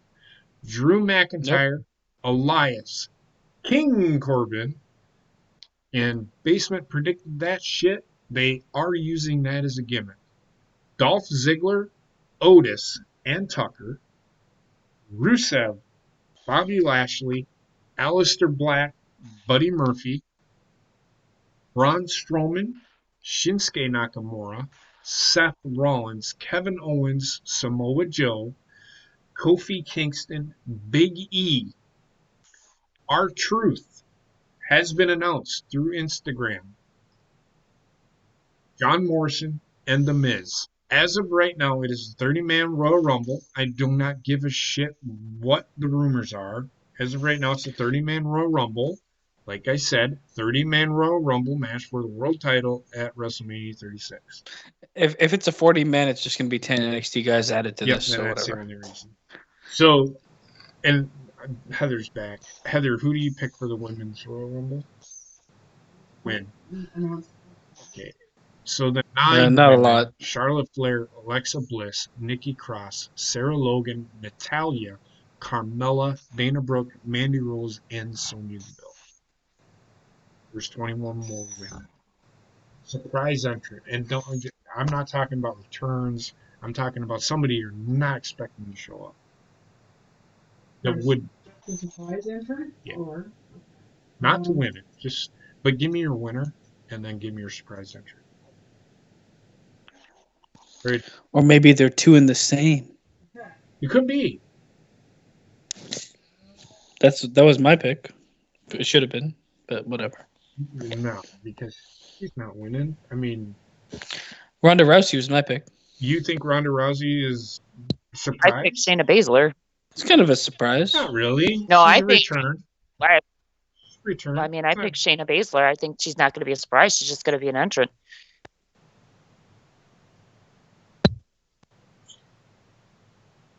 Antonio Yeah, who's gonna- Banderas. I want your surprise entrant next. It could be who wins it, but who's your surprise return? surprise return is possibly. That's not a surprise, it's just a return. Just like somebody you're expecting to show up, not to show up, but they do. But you expect Like them AJ to Styles possibly in the show- Rumble yeah, from like long AJ ago. Styles. Someone basically not with the company. She knows. She's seen what I said. Brandy Rhodes. Yeah, she shows up. I'll fucking shut off the stream. Collecting hair. AJ Cole. Oh, God.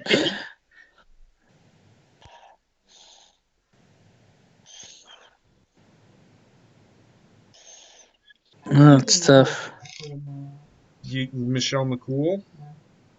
Would I consider Oh, God. that a She surprise? looks. Yeah, I suppose I could consider that a surprise. Who's winning? She should change her name to Michelle McGool because she looks like a fucking Who's your zombie.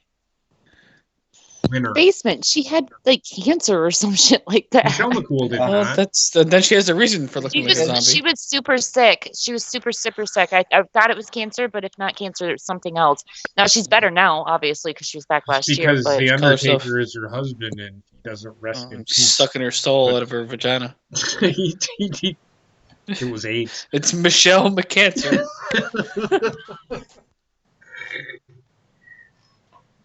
Here you go. Was she actually sick? I don't know. Just let me know who you said. Even though Michelle McCool's sickness. you're just looking for your winner. Who's winning? Oh, she had skin cancer. Yep. Well, that's curable, even though Malcolm died from it back in 1978. Every time I got a mole, my grandma's like, "You need to get that checked." Grandma, I'm 5. Instantly dead. I'm gonna go with Charlotte winning. She's going with Charlotte. Charlotte winning. Good pick. All right, so I read off. Do you need me to read off the men again? Okay, so there's only 3 spots. Who is winning basement? Oh my. Okay. And this will be the main event. I guarantee it. There's a couple of choices here. I mean, dark horse Kevin Owens, more legitimate Drew McIntyre, super legitimate Roman Reigns. Now let's keep in mind that the first entrant is Brock Lesnar. So the whole story about this men's Royal Rumble revolves around Brock Lesnar and who is going to eliminate him. That is what all of the talk is about. So in my mind, I'm thinking of who would be the right choice to build towards Mania versus Bray Wyatt, because that's where I think this Rumble is going. Because I think it's going to win the championship or keep the championship. Oh man, the Roman Reigns still doesn't get eliminated from my mind, even though he should. And I have this weird dark horse of John Cena. Okay, and that's not a surprise return. That's not a surprise entrant either. I don't think they're going to go Roman Reigns, man. Even though that would be my choice. I'm going Roman Reigns. I think he's winning it because that's the only way that they could go, unless he actually goes for the WWE title, which makes no sense. I understand that, but he can challenge for whatever title because it doesn't say whoever wins they have to challenge that brand's title. I don't think it's going to be him, but I'm going to go with Roman Reigns. He said Roman Here's Reigns. The thing. I think I'm gonna go Roman Reigns as well. Yeah, however, I do see. I don't see, but I could see Drew McIntyre winning and going up against Brock. But here's the thing, and I'll explain why. Okay, so if Drew McIntyre eliminates Brock Lesnar, he already has his title shot because Brock Lesnar's going to want to kick his ass at WrestleMania. That's true. Yeah, that's why this Royal Rumble is building both championships for Mania at the same time, which they kind of have to. Which kind of kills the Elimination Chamber match. I have a feeling we are going to see Cain Velasquez. Which will be a.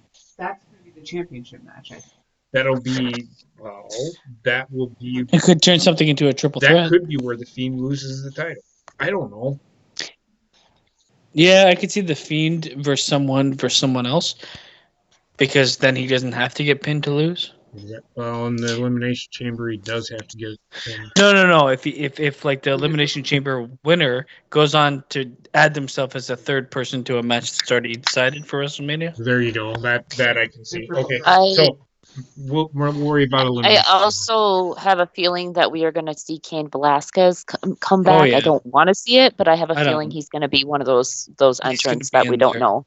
Well, that means there's only 28 spots. Maybe Killer Cross and Killer Cross is my surprise. We'll get to that. We'll get to the surprises. I just need the winner. All right, Chuck, who's your winner? Let's get through this shit. Winner is Roman Reigns.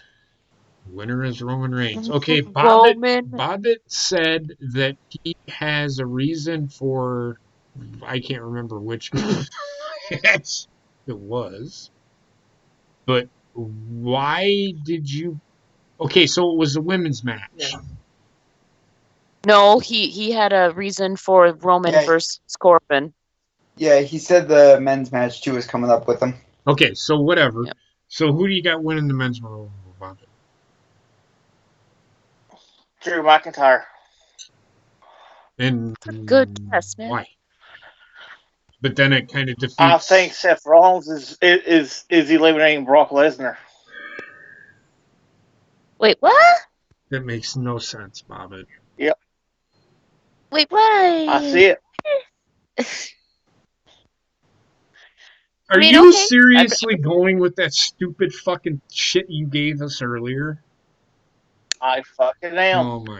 I am. So if nobody knows, Bobbit thinks that fucking Becky Lynch is going to beat Seth Rollins for the title. That's what he's going with at WrestleMania. That's his WrestleMania match. No, SummerSlam. SummerSlam? That's fucking 8 months away. It's a year away, man. I mean, No. to build up to it.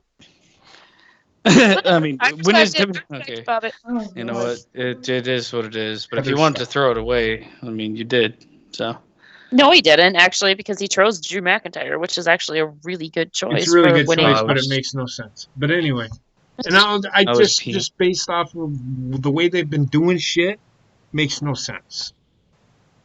I see him eliminating Brock Lesnar, and him facing Brock Lesnar at WrestleMania for the title.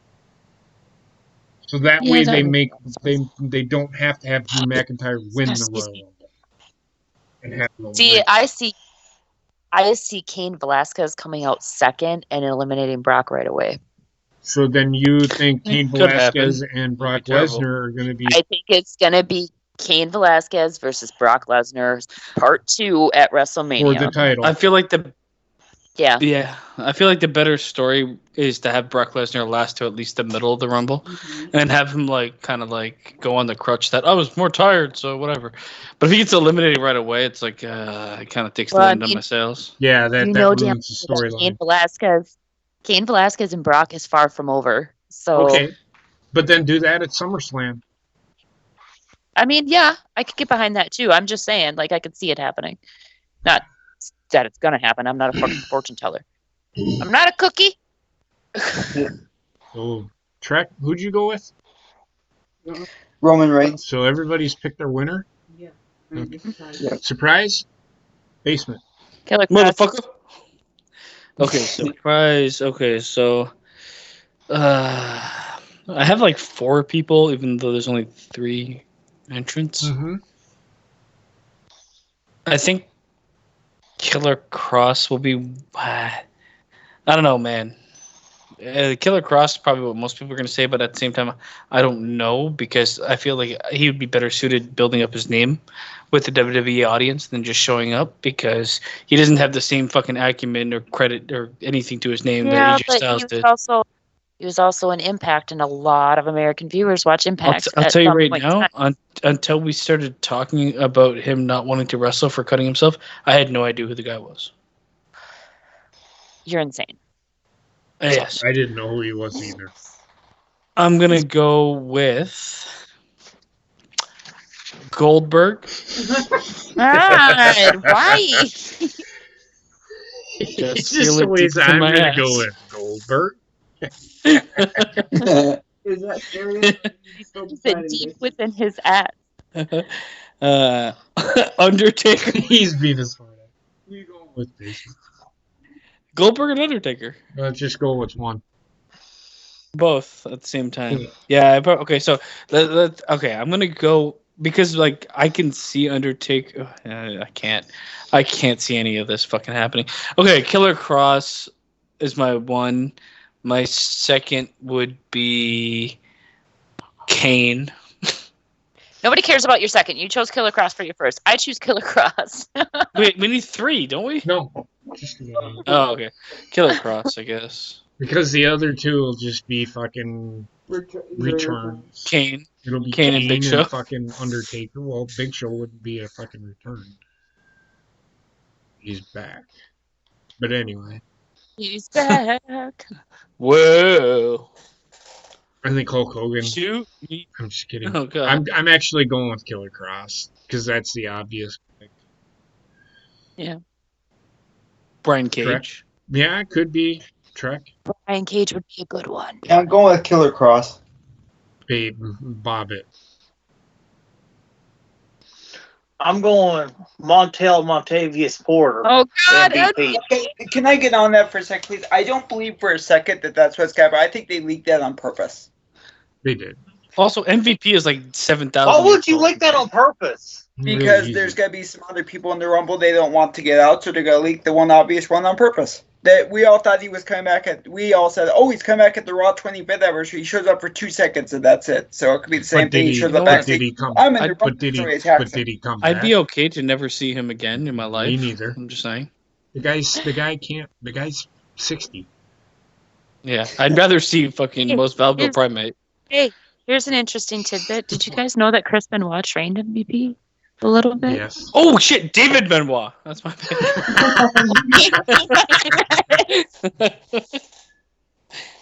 Yeah, MVP. I don't I mean, see alright. him come. He, Whatever. Yeah, it is. he what it might be is. one of those that shows up on fucking Monday Night Raw the next fucking night. But That Thank you. was a pretty big Titantron that they show up all of a sudden outside the building. I'm like, that's got it. That's something else. It's something. It's got to throw us off the track of what's really going on. What that is, I don't know. If MVP comes back, you're gonna eat your words I will. and also die inside because it's gonna be terrible. Yeah, everybody's gonna die. And you owe me an apology for doubting me. no, I So you're just serious with that choice, Bobbit? yes, he is. Yes, I'm dead. I'm dead. Isn't that kind of a return? It's kind of too obvious because why would they put that on the outside of the building? It's like I saw that picture. Like that could have been photoshopped from anything, though. I don't even know if that's the Yeah. same. Punk made you lose. Yes. Yeah. Oh, Edge. Edge That's my isn't choice. fucking coming back. Edge is my choice. Edge is my That's choice. a return. That's not a surprise. Well, the fucking MVP is a return. Actually, well, I Yeah, mean, it's yeah, true. but Bobbit, actually, that is true. You can't use that one. actually You you can't can use because Goldberg either. he's been gone from the I company. mean, he's Edge been would gone be a from the company forever. surprise. Come on. No. All right. I mean, he'd be surprised for me because he's fucking retired. I mean, But if you're right, I will apologize to you on the air. Actually, I just MVP is so awful. not retired, I don't think. He still wrestles on the indie circuit. God knows no, why. I meant Edge. Edge is retired, so that's why it would be a surprise if he came back. Yeah, but he's. No, I don't know. I just. He is- No, are you there? He was in his butt. Whatever. I said it, and it's not my choice, but at least people Whatever. I know. don't fucking care anymore. Let's just get through the shit. Jesus fucking Christ, why in the fuck are we arguing? Calm the fuck down. Edge.